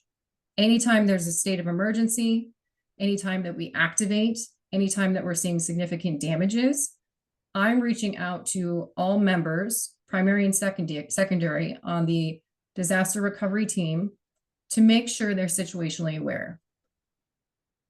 For the December and January events, this was probably the first time in my tenure that this was of the utmost importance. We have Dr. Raw on the call. Of course, we learned lessons about early communication because disasters of this magnitude will mean things for Department of Health and Human Services, will mean things for Department of Labor, will mean things for Department of Transportation, Department of Marine Resources, etc. So these two teams service to, number one, identify emergency personnel who can liaison within our state emergency operations center should we activate for an event. But number two, serve as a subject matter expert in the update of either our emergency operations plan, so that would be our emergency response team members, or an update to the interagency disaster recovery plan. So that would be our disaster recovery team members. Those members just recently participated in the update of the interagency disaster recovery plan base plan. And I'll be looking to their subject matter expertise for further components once we kind of get through disaster recovery at large for the state of Maine. So my intent in sharing just how the emergency operations plan, which is the state's response plan, is outlined, is to showcase there's a lot here. A lot of people aren't aware, but every time we activate the EOC, every time we have an event, whatever it might be, as Director Rogers alluded to, it could be natural, technological, adversarial, like a homeland security threat. That State Emergency Operations Center serves as our hub for communication and liaisoning resource requests. The Emergency Operations Plan really builds out what that process looks like, from everything from activation, demobilization, working with your emergency support functions, which is your subject matter expertise across transportation, communications, all the way down to logistics, mass care. Disasters are very comprehensive and very complex, I should say. So there is quite literally a plan in place for every type of event, while at the same time staying pretty high level. So it's flexible and adaptable to just about any situation. And you can bring in your partners to support the event as needed. Alternatively, the disaster recovery plan, this is a plan I said we just mentioned, we just updated the base plan to. There are recovery support functions. This one's really important for me to express. I worked with our disaster recovery team members on this, but for the December and especially the January coastal storms, we came really close to activating with our federal partners recovery support functions, which means each of the lead and supporting agencies associated with each of the recovery support functions, those portions of the plan, would have to have some engagement, some active involvement in disaster recovery, because there was a need for such agencies to step in and support recovery efforts. Why we did not is because this commission came together. This essentially serves the need at the state level, and we're performing the same function just without bringing in that federal assistance at this time. I will offer, though, some of you met Jay Stackenberg from FEMA. He was at one of the second listening session in Old Orchard Beach. He'll also be in Western Maine on Friday. He's a representative of FEMA Interagency Recovery Coordination, which is if the state of Maine, after we go through this next year, decides to move forward with FEMA assistance, we'll move to Jay Stackenberg to take next steps to activate recovery support functions. The message, without getting too complicated, is that it's inherently important that everyone on the call has a comprehension as to the engagement of your agency, if you're a representative of your agency, and to what extent and at what point. So that's certainly a different call, different time, but happy to answer those questions as they come up. Okay, so we talked a little bit about the plans that supported emergency response. And to be clear, all emergencies, all disasters start and end at the local level.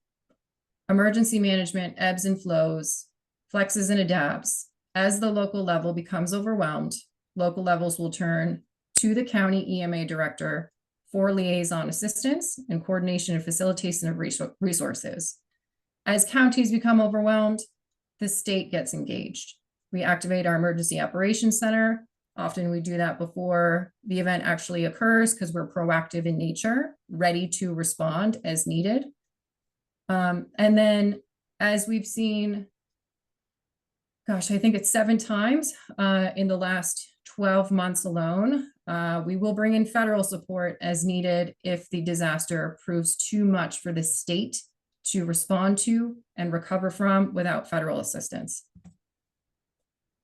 So for the winter storms, and there are a lot of, I'll save that actually, just focusing on December and January. For the December storm, which was an incident period of December 17th through the 21st, we have something called a duty officer at Maine Emergency Management Agency, which is a designated personnel available 24 hours a day to respond to phone calls, work with Director Rogers and our response director to activate the Emergency Operations Center if needed. There's always somebody on call. That person served in an enhanced monitoring position on December 17th. Director Rogers moved us to full activation December 18th through the 24th. So even after the event has closed out, we still have staff after working resource requests to make sure everybody in the field has what they need and we're supporting accordingly before we effectively demobilize the team and go back to regular work. The governor did declare a state of emergency on January 19th for the December event. For the January storm, We had that duty officer and enhanced monitoring as of January 10th, full activation January 10th and January 13th. If you recall, there were conversations because those were potentially two different storms. We got very lucky. We got to combine them through the declaration request, but for activation purposes, we were open, ready to go to respond and support January 10th, January 13th in collaboration with our emergency response team partners. Lastly, state of emergency was declared January 11th. And then that moves us into recovery. So, Shiloh, I see you on the call. I have winter storm recovery here, and I have to acknowledge this picture, which is pretty epic, because you'll see the FEMA PDA, Preliminary Damage Assessment Coordinator, in one of the sites that we would theoretically visit later this week in Maine. This was a crazy, crazy event that actually happened last June. So I confess, it's not from the winter storms, but it's a really good picture. So I had to share that. So I don't want to belabor the disaster declaration process. I've spoken previously about this at listening sessions, and I'm happy to take questions about it after. In short, when a disaster occurs, what Maine Emergency Management Agency does is we initiate the damage assessment process. Realistically, we're proactive. We disseminate a deadline for submission of damage assessment information before the event occurs if we can, if we see it coming. That way our county partners can disseminate our damage assessments across public infrastructure, individuals and households, and businesses and agriculture down to the local level to best posture them to react in case damages do occur before the event occurs. After, we really have 7 days in which we have to roll up information on the extent of damages across individuals and households and public infrastructure specifically. If all goes well, if we're in pursuit of a disaster declaration, I should say, we'll have FEMA personnel on site within the first week and a half, 2 weeks after the disaster event to validate officially disaster damages as they pertain to FEMA disaster programs. That helps us build the case to see if the state of Maine can move forward with a major disaster declaration request. If we're successful within meeting that 30-day timeline for turning around a disaster declaration request after the event occurs, and the president signs, then the state of Maine can receive a presidential disaster declaration request or major disaster declaration request, which is exactly what happened for December and January storms. So looking at the full roster of what our public assistance team is currently overseeing, public assistance refers to public infrastructure damages. Our team is still working disaster recovery from the October windstorm back in 2017. So every new disaster that comes in just compounds. So the increased magnitude and intensity is certainly something of a concern for the recovery side. And now, as Director Rogers mentioned, we're seeing individual assistance declarations as well, which takes us to a new magnitude of disaster damages that we have not been seeing for several years. So at this point, I'm going to break down what disaster recovery looked like across all the different programs that MEMA facilitated bringing into the state by way of the major disaster declaration request and in partnership with our whole community partners. I do want to take a moment to express this image I debated on using versus not using. This is somebody's home. And so when I do pass this along for public consumption or public posting, I will be removing this picture, but to give this commission the full breadth of what we were looking at in the Mexico area specifically, house after house after house after house was just debris of, white goods. So that's laundry machines, dishwashers, boilers, furnaces, clothes, furniture out on the curb, and mold building in the houses.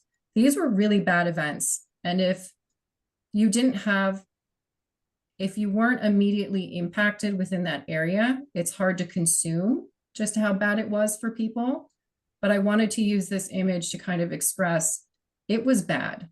For certain people in the state, the December storm in particular, along with the January coastal storm, was bad. So I just want to offer, I use this image of somebody's home who's been through a lot very lightly.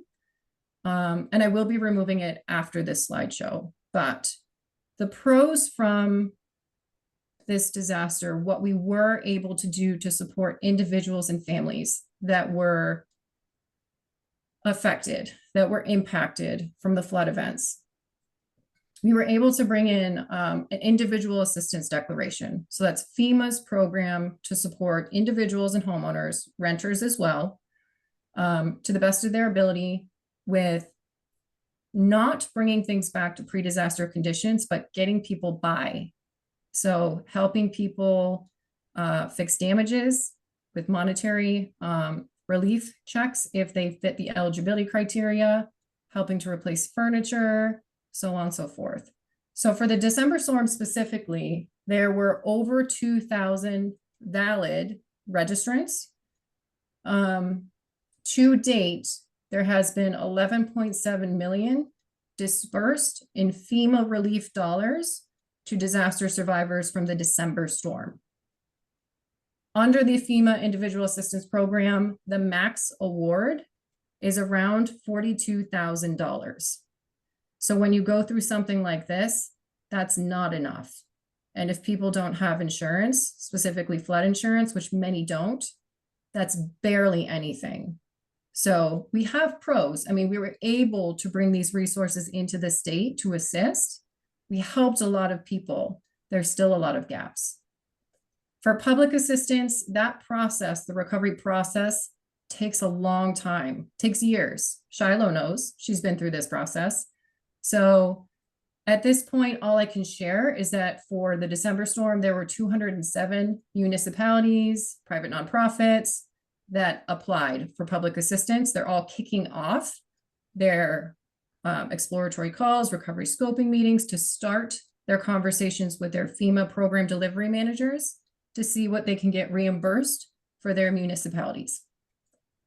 Alternatively, for the January storms, just over 2,400 valid IA registrants on the coast across all 8 coastal counties, just over 9 million dispersed to date. That's still going, but that's pretty close to what the final number will be. 13 maximum awards have been dispersed. And for the public infrastructure side of the house, we're looking at 105 applicants. Alternatively, so FEMA and Small Business Administration have a partnership. Anytime there's an individual assistance declaration, Small Business Administration goes along for the ride.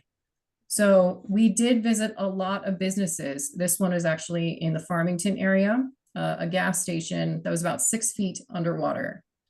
So we were able to bring in Small Business Administration to offer these businesses disaster loans, and they have 3 different types. There's home loans, business loans, or economic injury loans. We learned a lot with Small Business Administration. We helped some people, but there are still a lot of gaps across businesses. So in particular, you look at for the January storm in particular, 21 economic injury loans were accepted by SBA and only 1 was approved. And so they're still going through the motions of trying to help people, but due to the fact that businesses have to first work with a normal provider to see if they qualify through a bank, there's a lot of people that this just ended up not helping. So pros and cons, but just to be candid and realistic, SBA is great as kind of a buffer for businesses and homeowners. It's an extra option, but again, it does not meet the full need. Okay. There were a lot of volunteer agencies MEMA coordinated with, particularly through Maine Voluntary Organizations Active in Disaster, Maine VOAD. And so working with our county partners, We identified the unmet needs, mostly through those damage assessments, brought in entities like Southern Baptist Disaster Services and Team Rubicon, who together performed over 138 muckouts of homes, particularly in hard-hit areas like Bethel, Maine, Mexico, Rumford, Skowhegan, so on and so forth. It meant the world to disaster survivors who otherwise wouldn't know where to go, wouldn't know where to turn, wouldn't know where to start. So exceptional work by Southern Baptist and Team Rubicon. Booth Bay Vets, which is veteran emergency trailers, deployed one of their trailers for a displaced service member who actually lost his business and his mobile home completely, everything gone. So there are resources in state, volunteer groups such as Booth Bay Vets who can deploy trailers. We were successful with that. The American Red Cross hosted a lot of shelters and warming centers during the December event in particular.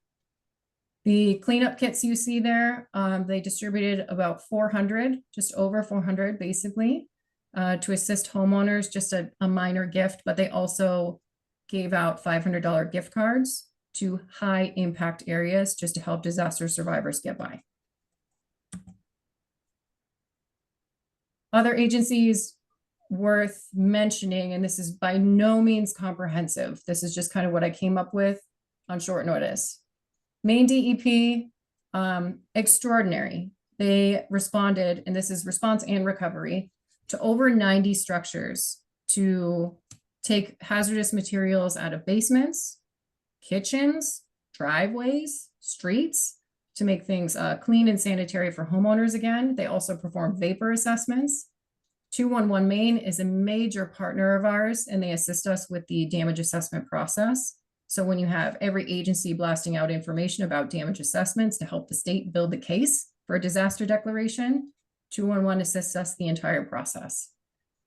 Maine DHHS just recently was awarded 1.7 million in crisis counseling grants, which was a component of the individual assistance declarations to help people drive them to resources to help them get through the traumas, if you will, of disaster events.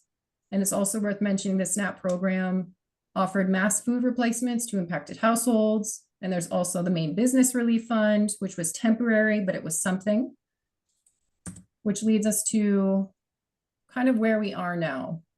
Maine DOL also kicked off their disaster unemployment assistance hotline to be ready for disaster survivors, businesses who needed to file insurance claims.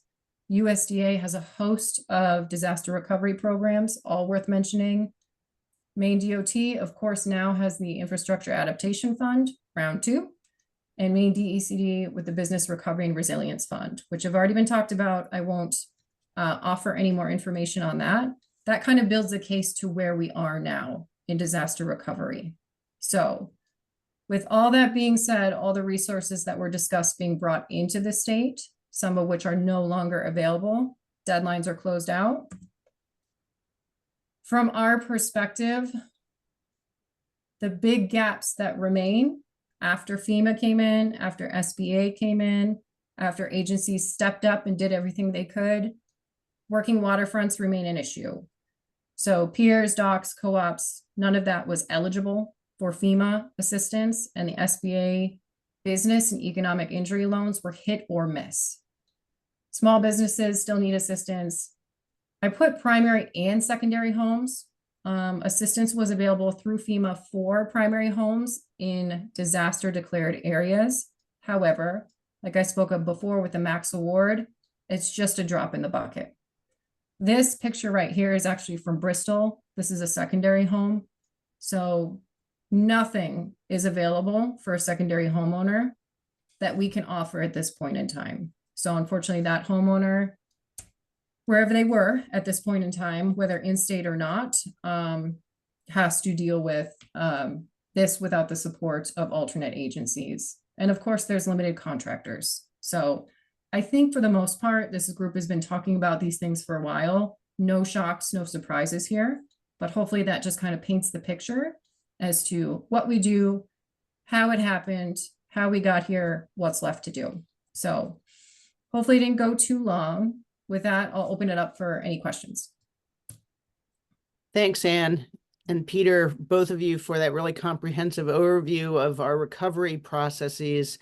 We are running pretty behind here right now. So I would respectfully ask the commission members to hold their questions on our storm preparation, response, and recovery section so that we can move forward into the final presentation of the day. We should have some time at the end, we hope, where we can all ask questions and have conversation.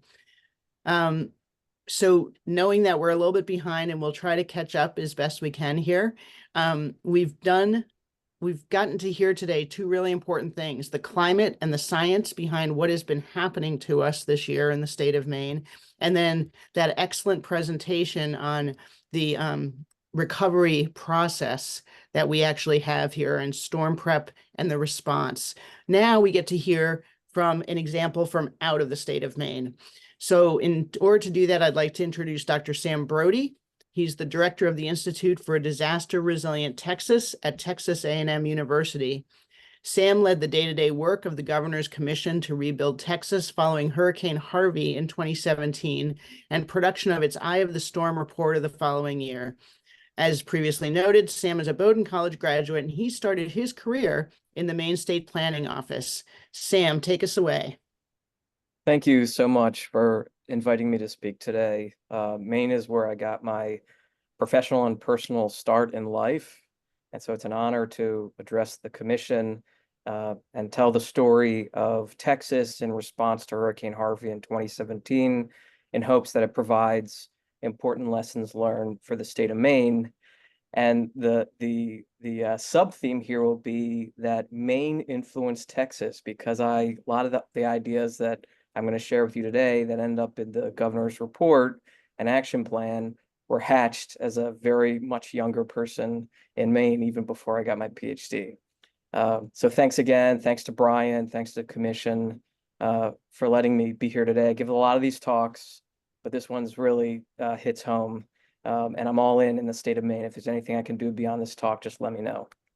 So every community and jurisdiction has a triggering event when it comes to major recovery initiatives. Ours was Hurricane Harvey in 2017, which was the largest urban flood event in U.S. history, about $125 billion in overall damages.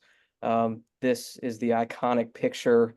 Interestingly, this is what the street looked like for the third time in 3 years. So it was not an isolated event. It was a cumulative impact over time.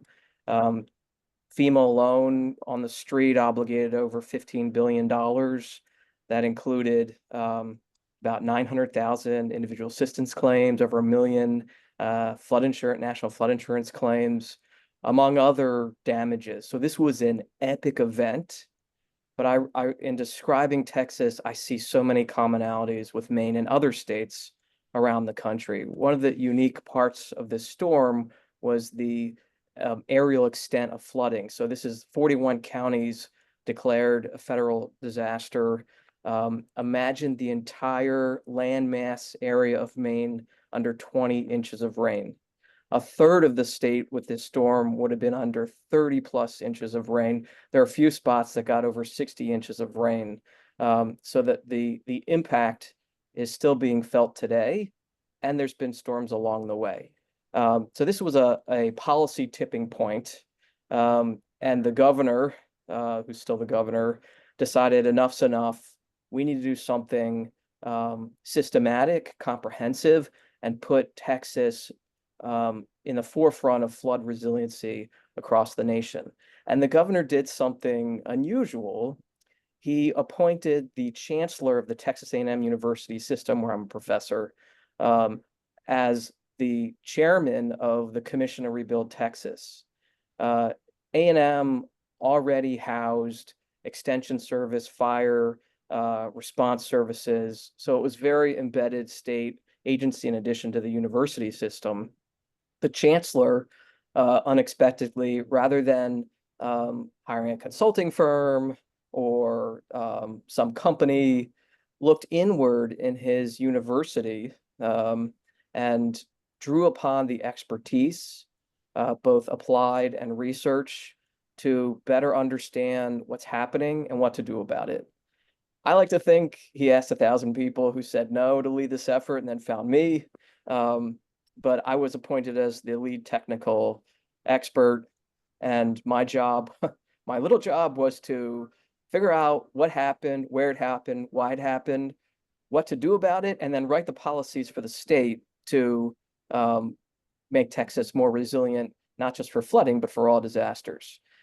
So they, I think, unwittingly let loose a Bowdoin environmental science grad, comprehensive land planner, and professor and data analyst into this situation, which, looking back, I thought it could go really bad. It really went well. And I'm happy to share some of the success stories and the challenges with you today. So the first part of the exercise was to gather all this information, billions and billions of dollars of losses, millions of points, and make it understandable to decision makers. And this is just a kind of an example of some of the maps we produced, again, to understand not just the extent of loss, but where and why. This, I don't know if can you see my cursor? Yeah, it looks good. So, this town here is Beaumont, which got more rain and damage than Houston over here, but you didn't hear about that in the national news. It's all about Houston. And so unraveling what really happened where was super important. And one of the things that we did was not just to create a static map in a report, but to create a living kind of evergreen data set that is constantly updated, put into a web dashboard so that anybody with an internet connection can access the same data I was using, albeit not at points. This was aggregated at the zip code level, and other data. And it was really impactful. Like, we spun this up in a weekend, but the decision makers, they wanted to know, hey, how many policies in Cameron County? They could click on a county and give it to them right away. And that was something that was seen as a real positive. The other issue that I'll just point out, I'm just scratching the surface here, is that thinking about why there was such widespread catastrophic damage, it wasn't just the rainfall, which was record breaking. Pretty much every record was broken. It was more about the human built environment. And it's not just putting structures in harm's way. It's roadways, parking lots, rooftops, highways, the spread of impervious surfaces that puts more volume and velocity of water into downstream communities, into people's living rooms, and creating unintended consequences, was a much more powerful short-term driver of risk and impact. And so my challenge for you today is to think about building and infrastructure, not just maintaining and fortifying it, but understanding at a regional perspective how we are altering natural drainage patterns to create these more widespread flood impacts. And when that synergizes with climate change and sea level rise and more heavier precip events, we got a lot of work to do. And in the next 10, 20 years, we're going to see a lot more of these catastrophic disasters. Even though my goal is to put myself out of business, I don't know if that's going to happen anytime soon. So the second part of my job was the governor. I met with the governor and he said, tell us what to do. What do we do? Sky's the limit. And I kind of stepped back and thought, okay, we need to let the data guide the process. I can't just start lobbing action items, which was tempting. I needed to be more systematic, more regional, and provide a framework. I called it a framework to the state that would provide kind of the skeleton on which the specific actions or range of actions and policies would hang on. And I was asked to present to the state legislature, and I had many handlers and mentors who said, you need 4 sentences with pictures. And I had a day to come up with this. And this is what we use today. It's been published, it's been adopted, and my hope is it influences your process as well. There are 4 components to flood mitigation. And by mitigation, It's recovery, preparedness, response. It's the whole cycle. The first is avoid, get out of the way. The second is accommodate, let it flood, which is unusual kind of approach for Americans. The third is resistance, stand and fight. When I said this in Texas, everyone stood up and clapped. And no kidding. And that is the backbone of flood management in the United States, right? Back to the Mississippi floods, we resist. And it's important, but not the only component that I think is worthy of consideration and overall strategy. And then finally, the unsung hero of flood mitigation is communication. Tell the story of risk. People and decision makers across all spectrums don't understand the risk today, and they really don't understand the risk in the future. And you all had a really good presentation today about future impacts. I would take that really seriously. So what do I mean by avoid? Avoid can be vertical, elevating structures. This is a school built. This is actually after Hurricane Ike in 2008. It's about 12 feet high. This is a home that was built after Hurricane Harvey.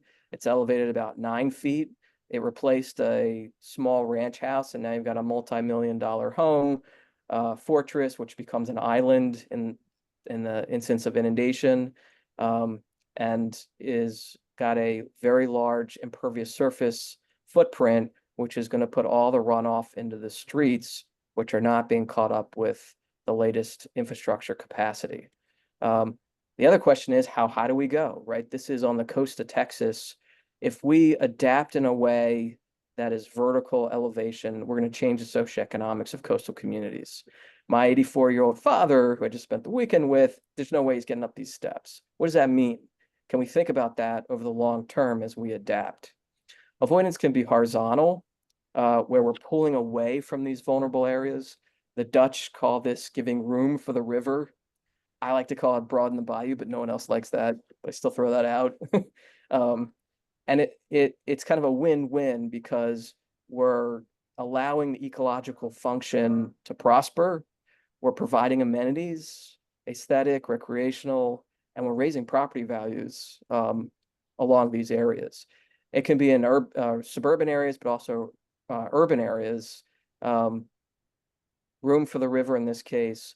Horizontal avoidance is another way to say potentially open space protection. Buyouts is not a popular term in Texas, I found out the hard way. But I think understanding where to build and where not to build is a really important strategy overall. And sometimes we want places to flood. Intentionally, we want to accommodate or accept flood waters, and we do this somewhat ad hoc and siloed with detention and retention ponds across the country, particularly in Texas. But there are more systematic ways to do it. So this is a park by day, a linear park by day. It's designed to accept floodwaters during flood events. We're starting to think about how to do that with golf courses and other recreational areas that aren't used during major flood events. Well, the gold standard still remains this. This is a freshwater wetland. I've been doing research on the value of wetlands for flood risk reduction and impact reduction for 20 years. And every model, every study area shows the importance of freshwater wetlands in acting as this natural sponge to hold and slowly release water that directly reduces observed flood impacts, even if it's embedded in a suburban environment. Well, finally, there's resistance, which we're very accustomed to. This was a reservoir, Addicks Reservoir, just west of Houston, which came within minutes of breaching. And so the Army Corps had to do what's called a controlled release, where they intentionally flooded 10,000 homes, additional homes. And a lot of those people were wealthy and politically active, which I think is one of the reasons why Texas did such a pivot after Hurricane Harvey. And the lesson learned here was this was a D-rated Army Corps reservoir. It was built in the 1940s. We're not maintaining and operating effectively our infrastructure. If we're going to build something, we've got to maintain it. Otherwise, we're going to queue it up for disaster. And we've seen that time and time again across American history. Doesn't have to be a mega structure. This is a movable barrier in the Houston Medical Center, the largest medical center in the country. And this little barrier alone can save hundreds of millions of dollars of flood damage, unless this actually happened. Someone forgot to hit the button during a storm, right? So you still need a human component. And it didn't close, and it still flooded the basement of this hospital, causing a lot of havoc. When I give this talk around the country, I get a lot of pushback on resistance. Depends on the audience. Hey, we don't want walls. We don't want mega structures. And I just want to point out to you that, you know, this is what we want. We want natural dune protection. This is a picture I took years ago. I'm standing on a dike in the Netherlands, a hardcore dike and dune structure. It doesn't have to be a hardscape, and it can be multifunctional. So this is in that picture, actually, my then 8-year-old son was running in front of the picture, tearing towards this shipwreck playground, which is a recreational amenity. You could see that folks in the Netherlands are walking up over the dike. This is a human-made structure, but it's still a connector, a multiple function amenity. It doesn't have to just be the Netherlands. The Netherlands and this style is influencing America and their design approach as well. And finally, communication. I took this picture after Hurricane Harvey in what I consider the most flood-prone street in Houston, one of the most flood-impacted cities, well, the most in the country. And someone had lovingly, unintentionally, I'm sure, swept debris into the only storm drain on the street. And I realized, wow, we need to better communicate, not just to decision makers, but to local residents. Sweep your drains, keep your drains clean, because it's almost if you don't have drainage infrastructure. So rather than think about $1 billion redo of the infrastructure, make what you have work. Communication, I think, is a real key. I show this slide. This is probably not supposed to show a slide, but this is 1 million points of FEMA NFIP losses. One of the many data sets that we analyzed. And you can see all of Houston, it's just saturated. Well, when I ran up to the governor's office, all excited to show him what I did with my maps, I realized very quickly, this is not hitting home. How do we communicate this in a way that is interpretable and actionable?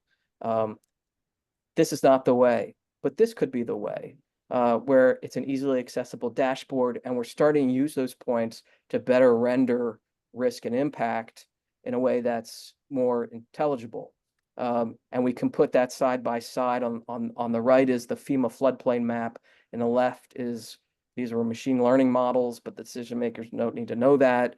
All they know is it's a much more granular and accurate rendition of where the flood risk is going to be. And we can go all the way down to the parcel level with this, and then use that to communicate to different stakeholders in different ways. During our listening, so I had to be part of the listening sessions as well. I can't just be a data scientist in a windowless room. And I applaud you for pursuing that approach as well. Listening and also doing a lot of talks, I realized that people, homeowners, they don't know.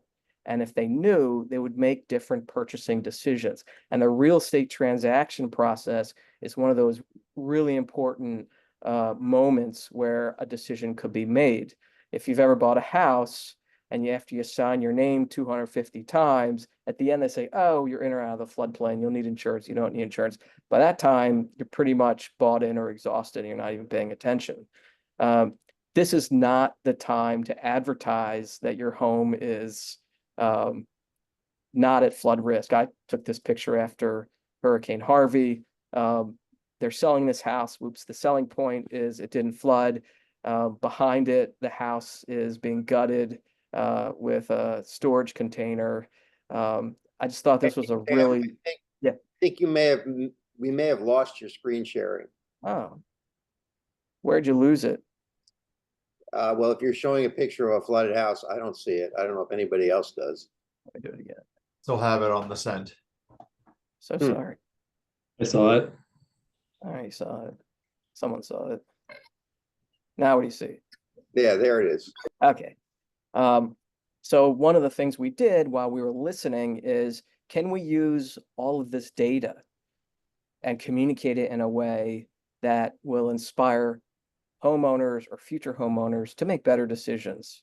And that's where we started a platform called Buyers Aware. We did this during the Rebuild Texas, and it's basically Zillow meets Risk. We took the time to do listening groups and market studies, to develop something that resonates with an everyday user.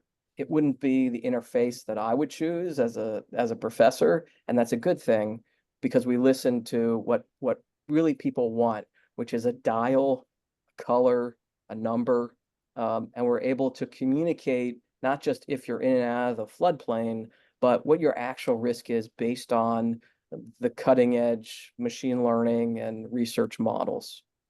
The third section of my talk and my job was to write this up in a way that could be passed by the state legislature, the 18th legislative session. And this was a real challenge for me. I did not write all the bills and regulations.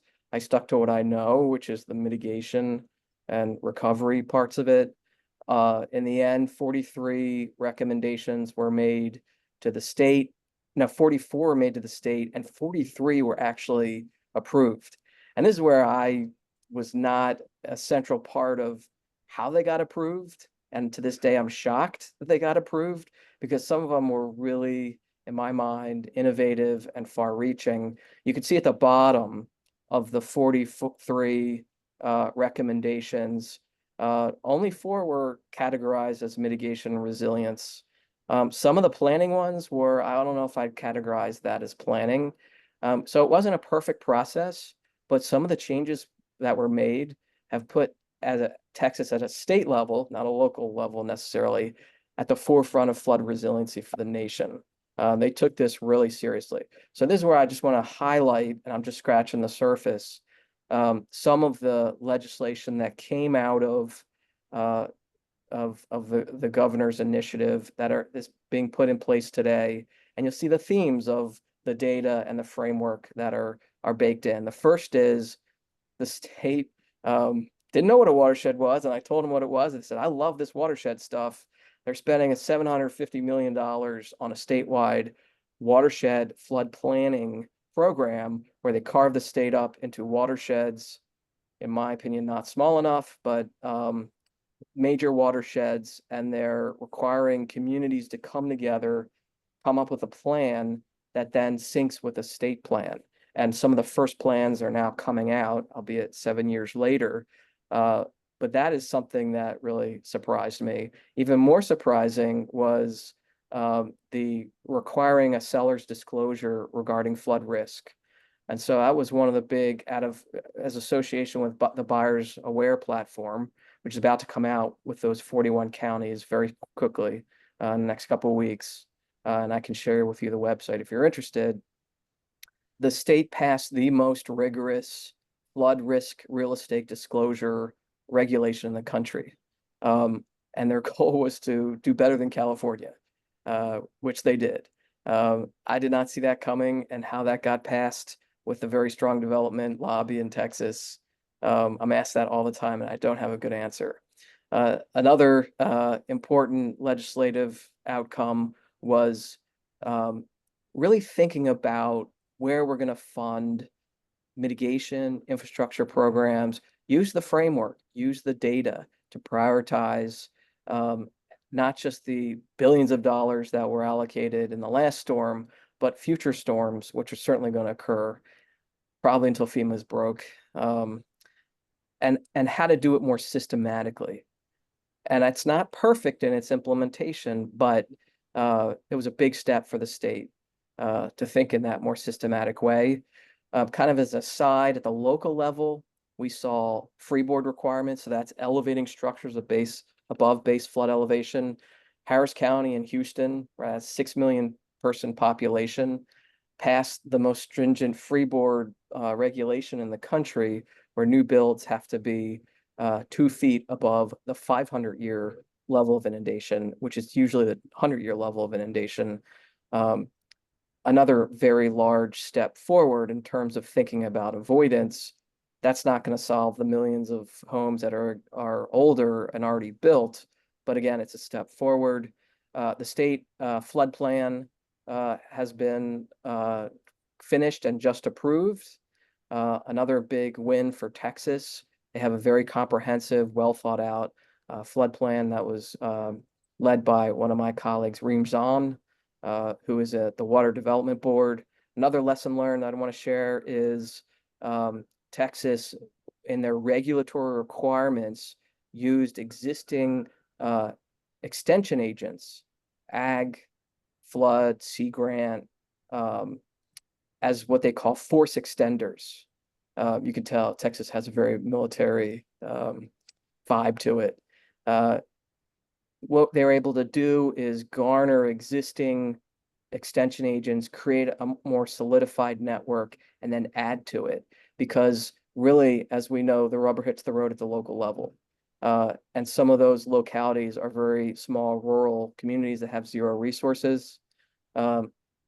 Building on the existing extension agents in the state was a way to provide that local level support and connection.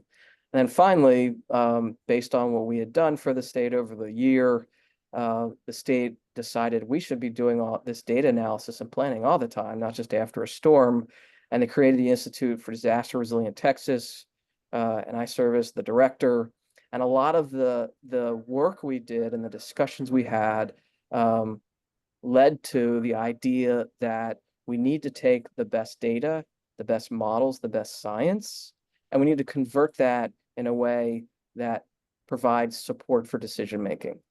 And doing it at a university was a way to provide kind of this nonpartisan, neutral, objective format, but also allow the state to store massive amounts of information and be able to share that, curate it, and spin that off into decision support tools in a way they couldn't do with a company or even an internal agency.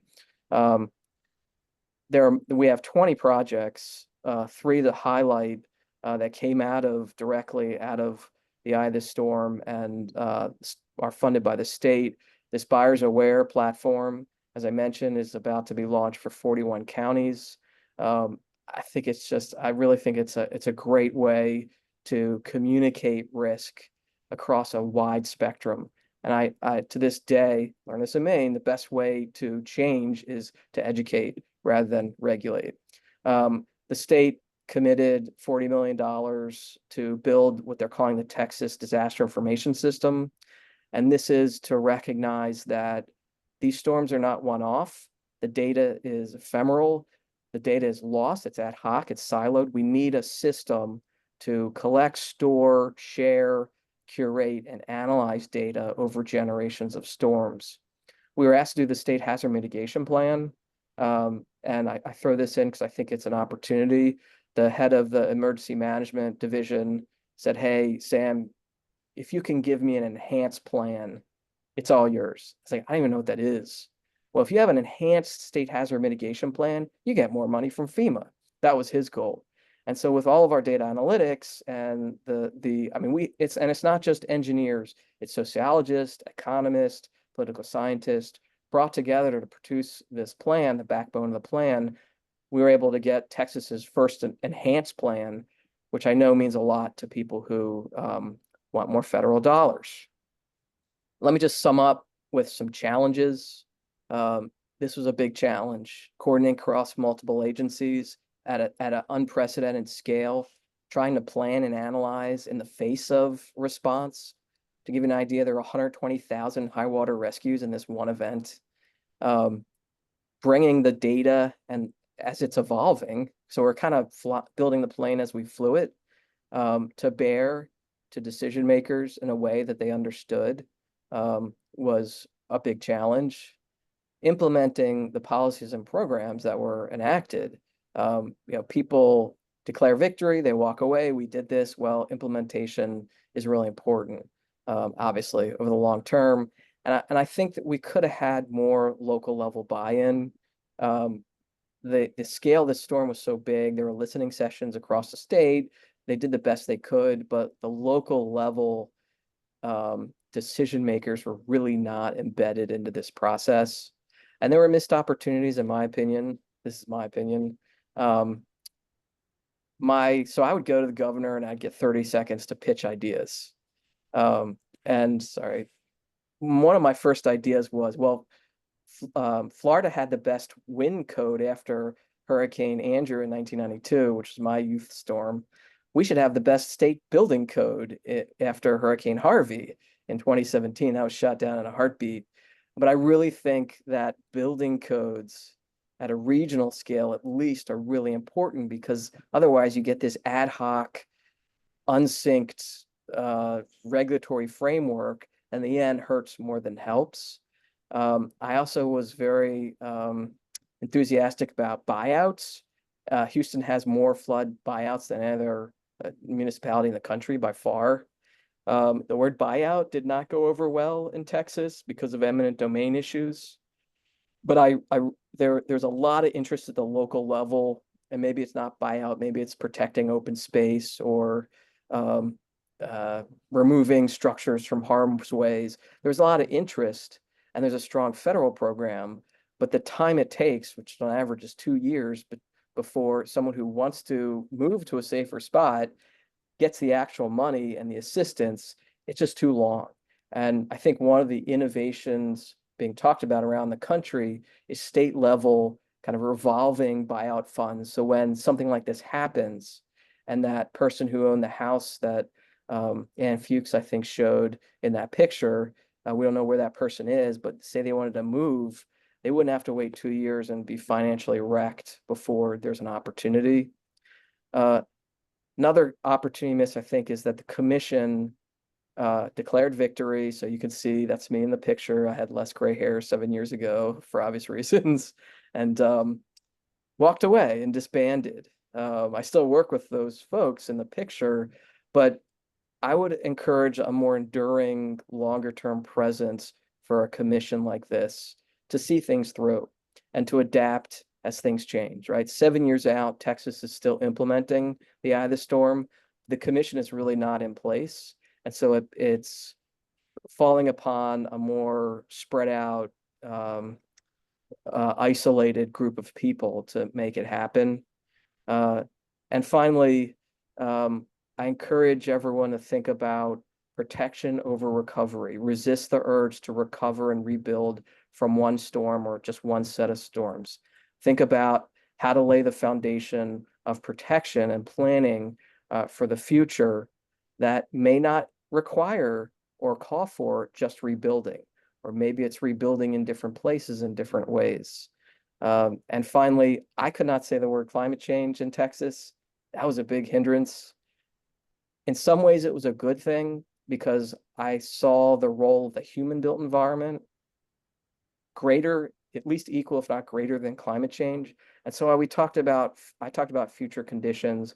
Folks, if you read the report, talked about future proofing. And that was a way to get both climate change and the built environment at the forefront without people realizing it and having to talk about those hot button topics.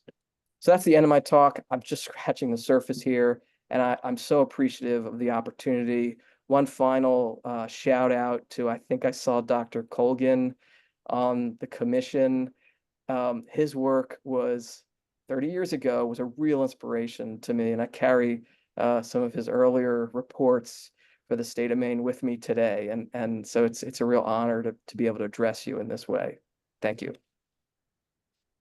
Thank you so much, Sam. That was fascinating, and how great it is for all of us to have the opportunity to learn from others like yourself that have been through this in different places, and to just have the kind of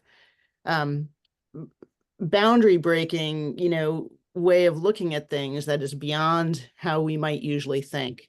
I really appreciate that. Can we have a couple of questions? We have a lot of kind of administrative work we need to do with you all, and I want to make sure we have time for a final conversation. But I think we have time for a couple of questions for Sam. Again, raise your hand or just speak up because I can't see everybody.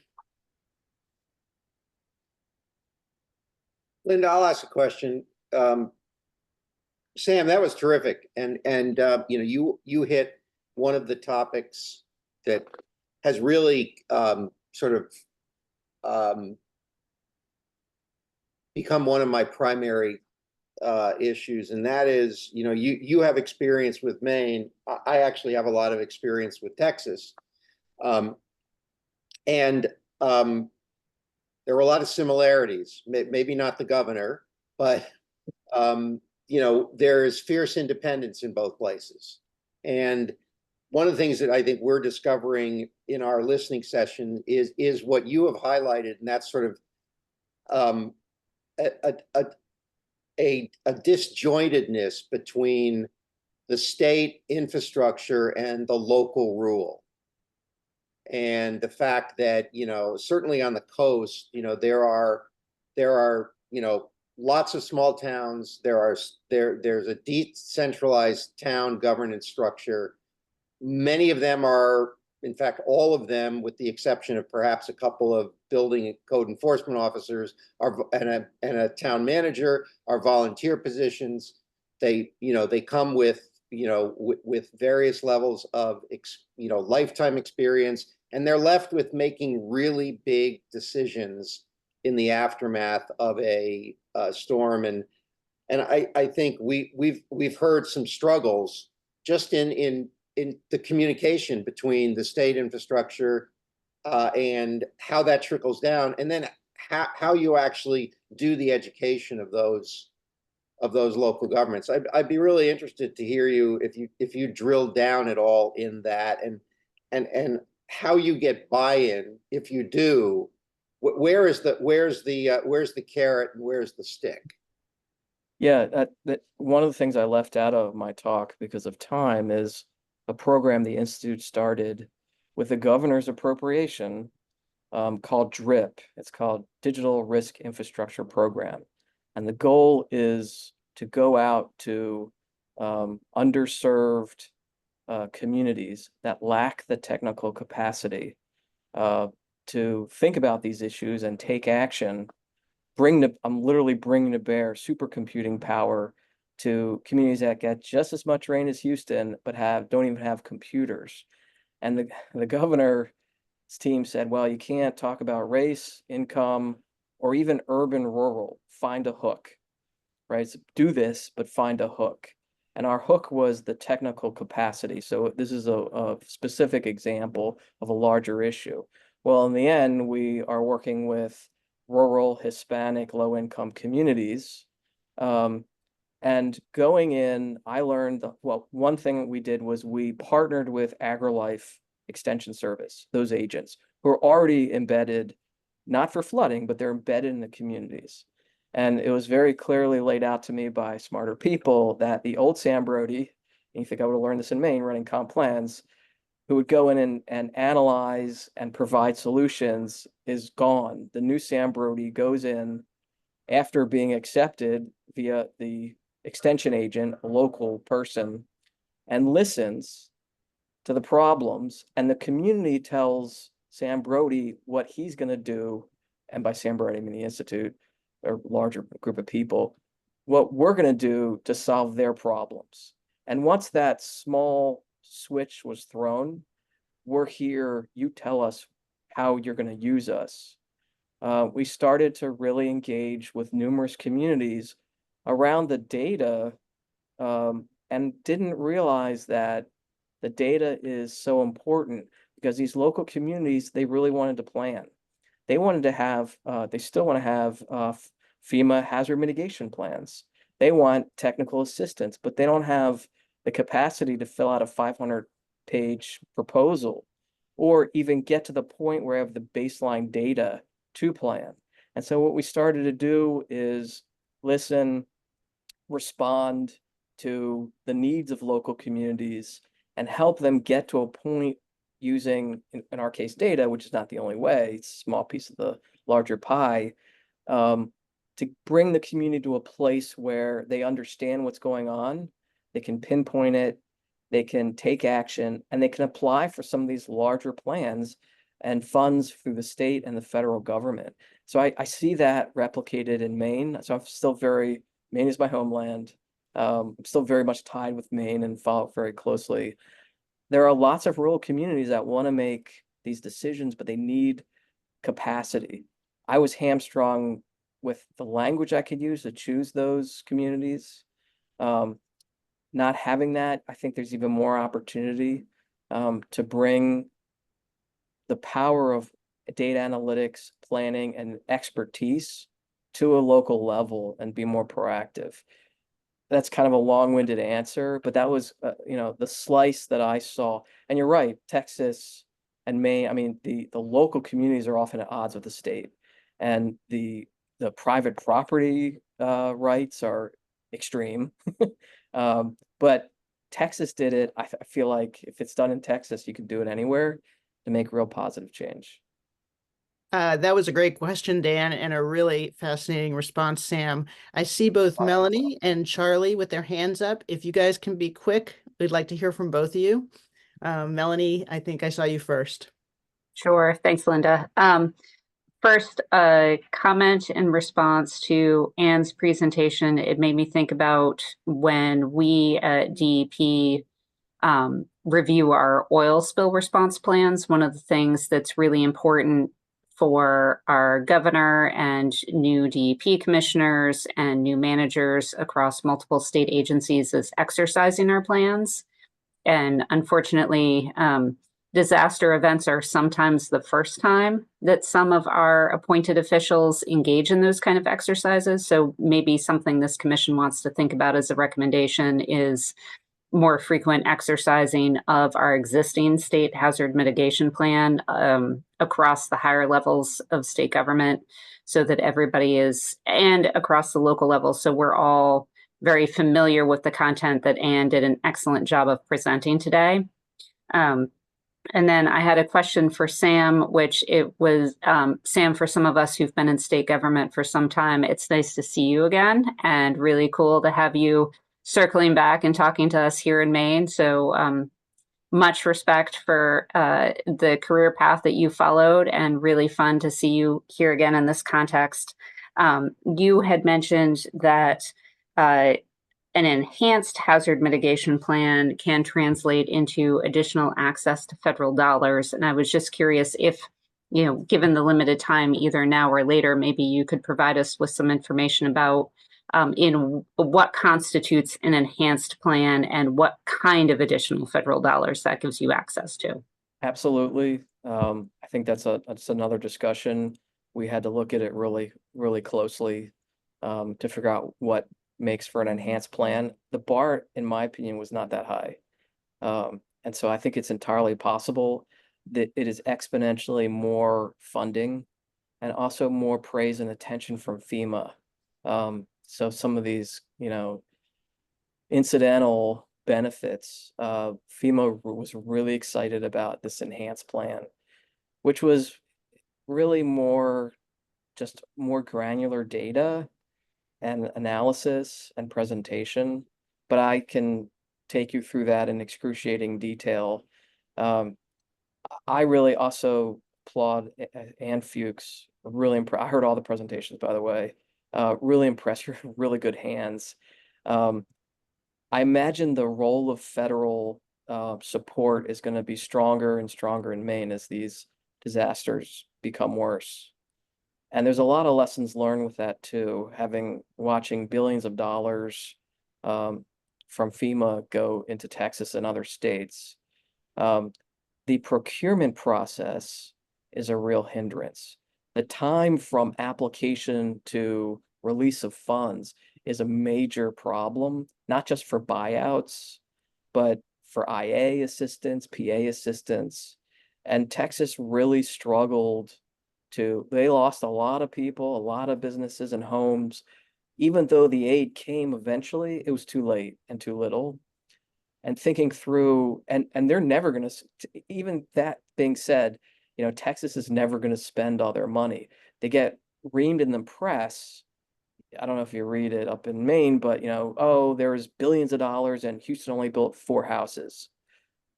One of the big reasons is the procurement process. It takes so long for the money to go from the feds to the state to the local to a house, like years, that that's a real problem with resilience and recovery. And thinking through some of those issues now and setting up processes ahead of time, expecting more IA payouts and PA and SBA and you name it, I think would, while it's not sexy and exciting, it would help a lot in terms of Maine being able to adapt and respond to these events. And last thing is, I'm all in for Maine. I am here. I would love to continue the discussion in any way. This for me is a career and personal milestone to be able to share my story and also come full circle, because the stuff I learned as a kid in planning in Maine went directly into some of these policies adopted by Texas. I didn't tell them that, by the way. They don't know that, so. Thanks again for that, Sam, and Melanie, for your good question. Charlie, do you want to just put a exclamation point on this for us? You're muted, Charlie. Hey, Sam, good to see you. Good job, great stuff. We've been working more or less the same garden on different sides of the coast for a long time. I'm interested, and you can follow up this question. We can follow up this question in more detail because it's kind of a data geek question. How much did Harvey change your judgment, your assessment of the risks of flooding in Texas? Because I know you've been looking at that problem for a long time in different ways. And I just wondered, was Harvey, wow, did we nail that? Or was Harvey never saw that coming, or somewhere in between? Yeah, somewhere in between. Harvey was an opportunity for me to get data I dreamed of all my life, right? So I made the governor write me a letter. This is Sam Brody, give him what he wants. And so I got all the data to point level. They were so lazy, they gave me the whole country NFIP claims geocoded. And for me, it was an opportunity to do a more historical trend analysis and follow up on my hunches, in that the extent of flooding is getting broader, and we're flooding in places that we never envisioned. And the FEMA floodplain maps cannot keep up with the changes, not just environmentally and climatologically, but really on the ground, right? You put a Walmart parking lot upstream, it's going to change the floodplain. Well, the floodplain maps, if you're lucky, are updated every 10 years. I saw that since 1972, Houston, the insured claims, 55%, so over half the claims, were outside a FEMA defined boundary.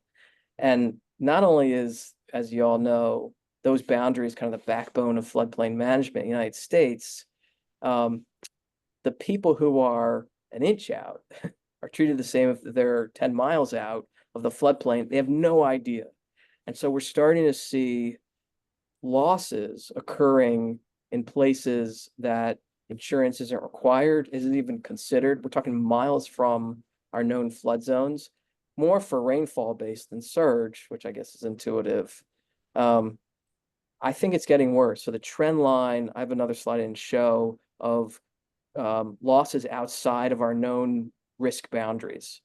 It's going like this over time, and it's happening all over the country, which makes planning and communication and mitigation even more important as we go into this kind of next phase of disasters.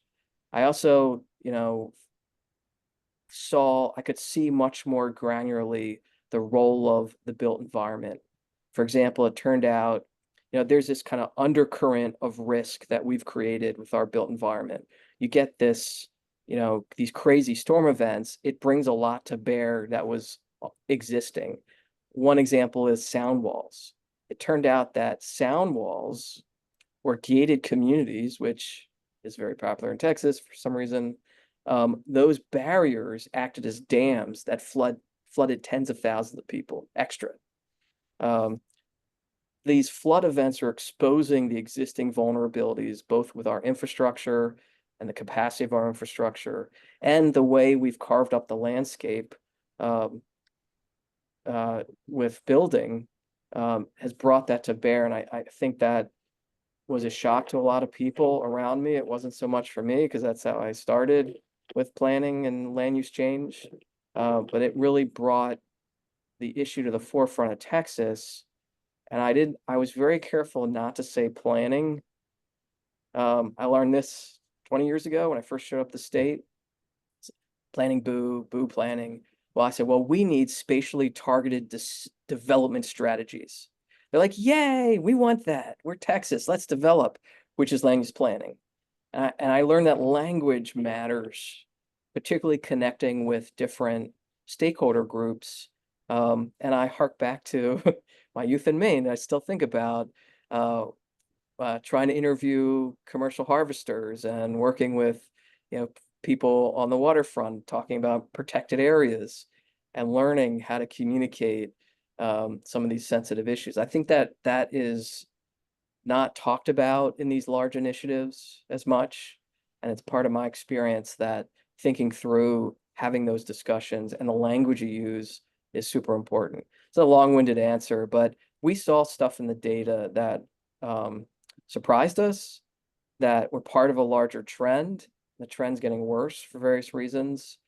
Having access, why doesn't everyone have access to the point data, right? Even today in Texas, the Division of Emergency Management can't get their own FEMA data. Hey, Sam, I'm gonna do a rude thing and I'm gonna stop you there. I'm so sorry. It's a totally fascinating, rich conversation, and I'm in this really unenviable role of having to interrupt you. I apologize. I think what you just said about communications was great. We have only like 10 minutes left of the meeting, so I know Brian was worried for my presentation I was going to go too long because he's talked to me a few times. I talk a lot. And so I think in the question and answer, talk about. I'd go until you shut me down, but I hit the talk on the time. Thank you so much for being with us, and that all of that was fascinating. I know we all want to hear more and have a copy of your presentation and continue the conversation with you. Thank you so much. Best of luck, everyone. We have to do a couple of important things. There's a little bit of important information that you all need before you leave the room today. We're probably not going to get to talk anymore than we just have. So I would like you, as we go through this other information, just to hold in your mind kind of what is staying with you the most from today, what you're taking away from this meeting, and a word or a sentence, and what topics that you expected to hear but did not hear about today. And you could drop a few of those things in the chat too, if you feel so moved. That would be an interesting way for us to collect this information.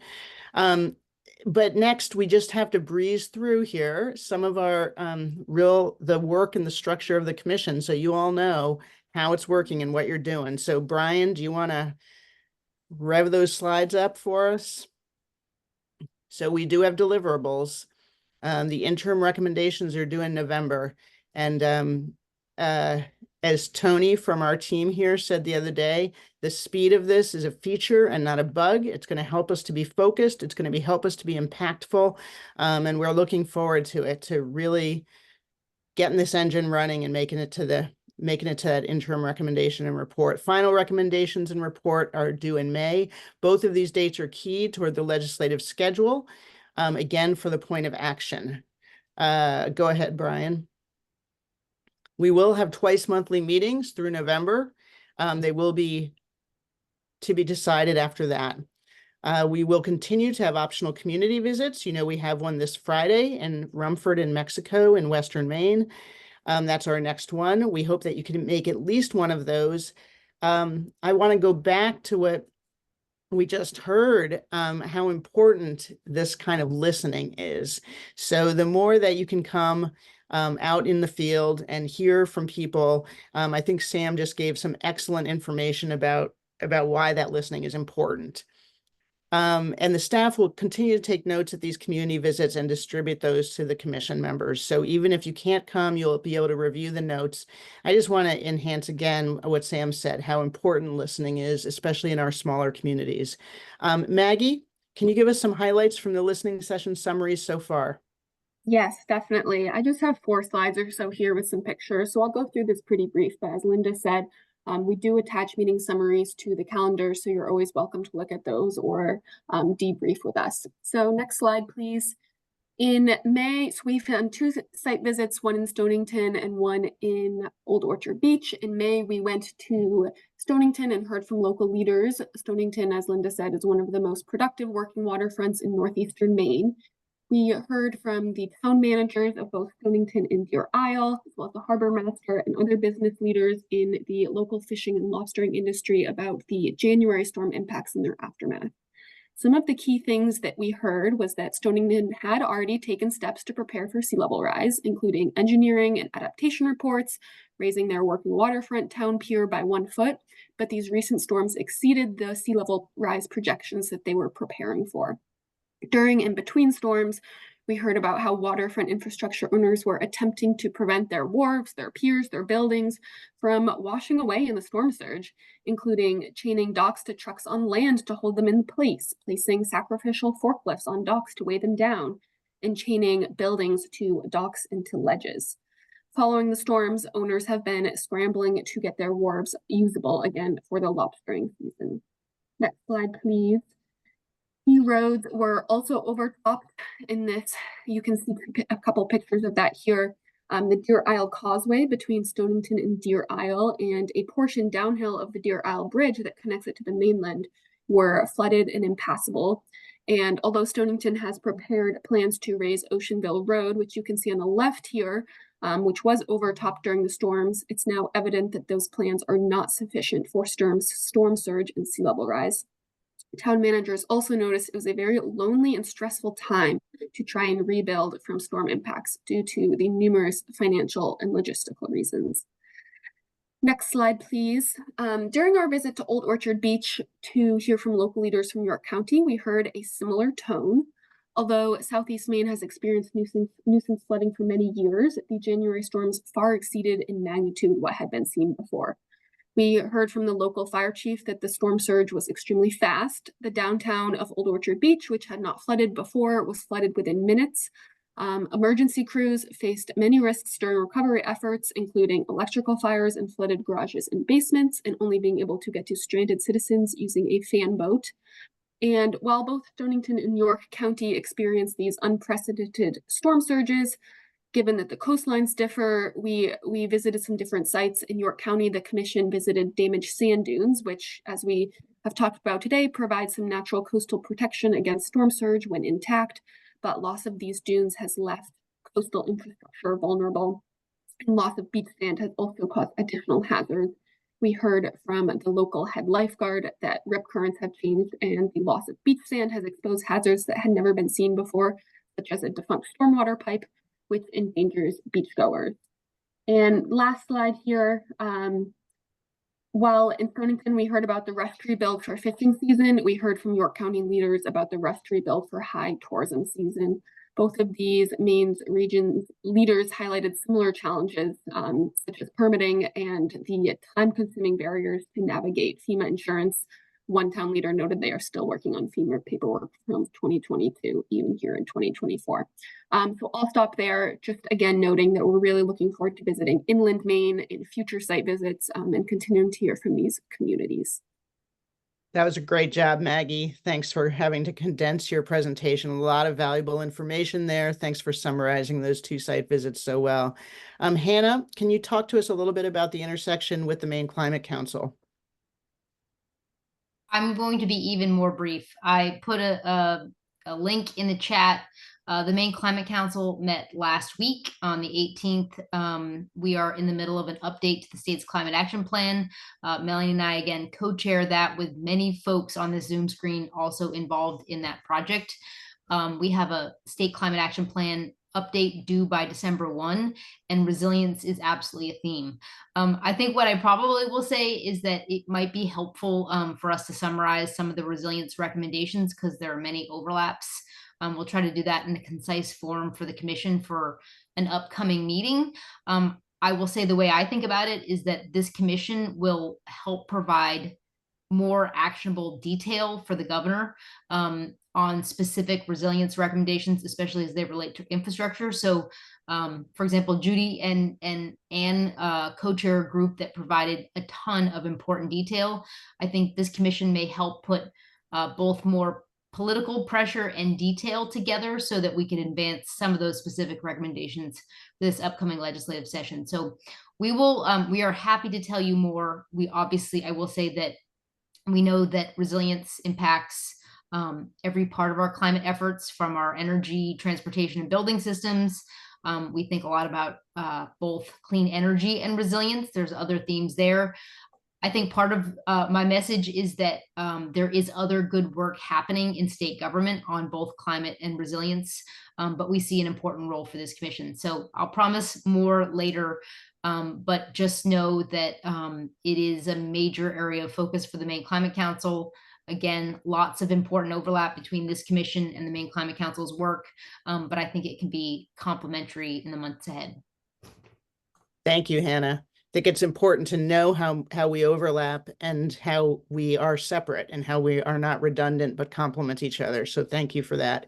You guys, we're in the final 5 minutes here, so I appreciate your patience. If you can hold on just a little bit past 4 o'clock, Brian wants to and needs to, for us to hear some of how we're actually going to work in work groups and get the work done that we need to get done so quickly. So Brian, can you do that?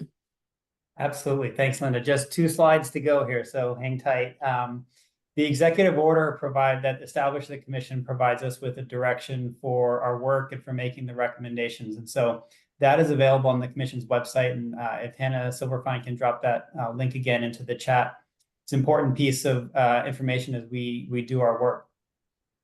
With the guidance from the executive order in mind, staff and the co-chairs have developed an initial set of topics that you see here on the screen. And we're looking for your input on these topics and others that we may have overlooked. Many of you, as Dan noted at the top, have a career's worth of experience in these areas, and we really want to engage with you to help shape meeting agendas and to share your knowledge for the rest of your commission members. We welcome your suggestions and additions and modifications to this list of topics. It's intended to be as comprehensive as we can be, given the time that we have. And that's going to be, as Linda said, a really focusing feature for us as we go through our work over the next 6 and 12 months together. We're going to rely on you for a lot of the initial ideas of areas that you want to explore, recommendations that you have in mind. The way the commission will work is we'll explore a set of topics during a meeting, get some key input from you all, the commission members, about ideas that you have for recommendations. Staff can then go back, research those, flush them out, bring back ideas for you to chew on, consider, modify. And so we'll go through this iterative process. And that is why we have such an aggressive meeting calendar between now and November, is because we want to do a lot of work with you, do some research and work between meetings, bring back materials, ideas, concepts for you to refine further. The last slide that I have is I just, again, want to introduce the commission staff who will be working with us over the course of the next 12 months. This are staff from GoPIF and from MEMA. You've already heard from most of these folks on our team over the past few weeks. You'll be hearing from them more in the coming months. Myself and Ann Fuchs are the lead policy staff supporting you all in your work. And then we wouldn't be able to do this without the team behind us at GoPIF. So Tony Ronzio, who is our external communications and press manager, Maggie, who you're getting emails from on a regular basis about meeting logistics and details, Hannah Silverfine, who's helping out today with Zoom and providing additional logistical support, and then Dan Matz, who's not with us today, but is really our key connection to infrastructure and federal funding connections through the Bipartisan Infrastructure Law and Inflation Reduction Act. And then lastly, I'll close with a plug for the commission's website.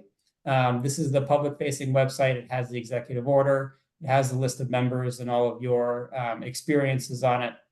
And then it has a few links to important things that you may want to share with folks that you meet in public, who you might be talking to about the commission. And key in that is the web form where we can take comments, suggestions, ideas, questions from the public and pass those along to you as we have commission meetings that go along. So that is all I wanted to cover, Linda. Back to you and Dan to close us out. Thanks very much. Thanks so much, Brian, for doing such a good job with all of that. And I believe all these slides will be available, so you'll have reference to all of this. Before Dan takes you out, we're pretty much on schedule now, almost. So I would love to hear, actually, just take yourselves off mic and just popcorn if there's anything you expected to hear about today but didn't hear about. That's the words and the sentences that we really want to hear. Just go for it.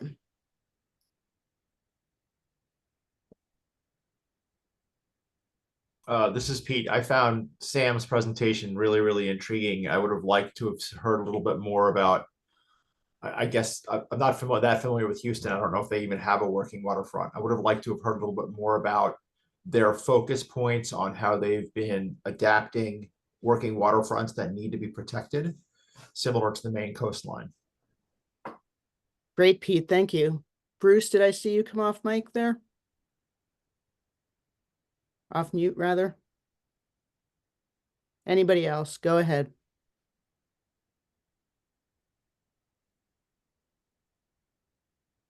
What are you taking away? Anything really stand out for you? I'll hop on just to say that I was thrilled to hear that Texas has flood risk disclosure because we just passed it in Maine, and as of August 9th, flood risk disclosure will be required in commercial and residential real estate, both if you are in a FEMA flood zone and also if there's been a federal disaster declaration or any flood event which takes you into those areas that are not mapped by FEMA flood maps. So we've already done it. That's great, Judy. Thank you for adding that in there. Hannah, I saw you come off mute for a minute. Well, it's on our future topics, but the grid, we didn't hear much about the grid, and it did come up in Stonington and Older Orchard Beach. So more to come on that, but I think that's an important topic. It really had a lot of impacts on people's lives during those storm events and after. So just looking at a few of you out there, I know you're ready to help us. Yeah, I would add fuels to that too, kind of delivered fuels and kind of lessons learned from Texas or otherwise on fuels and the grid. Agreed, Hannah. You know, Linda, one of the things I really took from Sam's presentation, and I would love to find, since he volunteered, other ways to have him tap into what we're doing. But it seems to me there's one capacity that we don't really have on this committee that he focused a lot on, and that's communications. And thinking about communications in a different way. You know, in Texas, you may not be able to say the word climate change or the words climate change.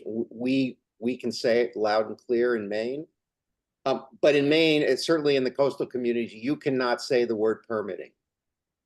And, you know, I think we need to really, for our presentation, think about how we want to, not just the facts, but how we want to communicate downstream to the decentralized players that are going to be such a big piece of the solution here. It's a great point, Dan, and he really stressed how important the language was and how by virtue of having words they could not use, they came up with new terminology that seemed to be even more incentivizing and engaging in terms of bringing people together to solve the problems they needed to face. So we might need that wordsmith amongst us if we don't have them yet. Other final thoughts? I just want to add, like, and I might have missed this, but I would have loved to hear more about equity, and like even lessons learned from, you know, from what was presented in Texas, you know, how in terms of like access to resource, language, like I think I wanted to see like how does that intersect with populations. Yeah, great. Thank you for that. Others? Jim, did I see Charlie with his hand up. Who did? Charlie's got his hand up. Okay, Charlie. So Sam runs one of the biggest data operations on this stuff in the country. I think it points to, and his comment about, well, Hurricane Harvey was the place where we were really able to still start collecting important data. The whole question of the amount of data that we have to examine things the way that Sam's talking about is the serious one, I think, here in Maine. And I'm hoping that we will get to the point where we do not have to await another major disaster to start collecting it. Yeah, thank you, Charlie. And I saw Jim Merton had his hand up too. Yes, yeah, but I would, to another point there regarding data modeling, I think we should look at the conventional models they're using for management of the watersheds, production of power, distribution, the grid. And I think the utilization of artificial intelligence could take the data models to a higher level as far as how they manage the watersheds, production of power, distribution, and all the way to the grid. So I think that there's a great opportunity there to implement technology in rebuilding the models. They served us well in the past, they serve us today, but there's a tremendous amount of room for improvement. And as Charlie was saying, there's just another option there of utilizing that data and feeding it into large libraries and using it for analysis for the entire distribution of water and power and energy. Thank you, Jim. Thank you, Jim. I'm sure they're working on that right now, but there's a lot of room for improvement in there.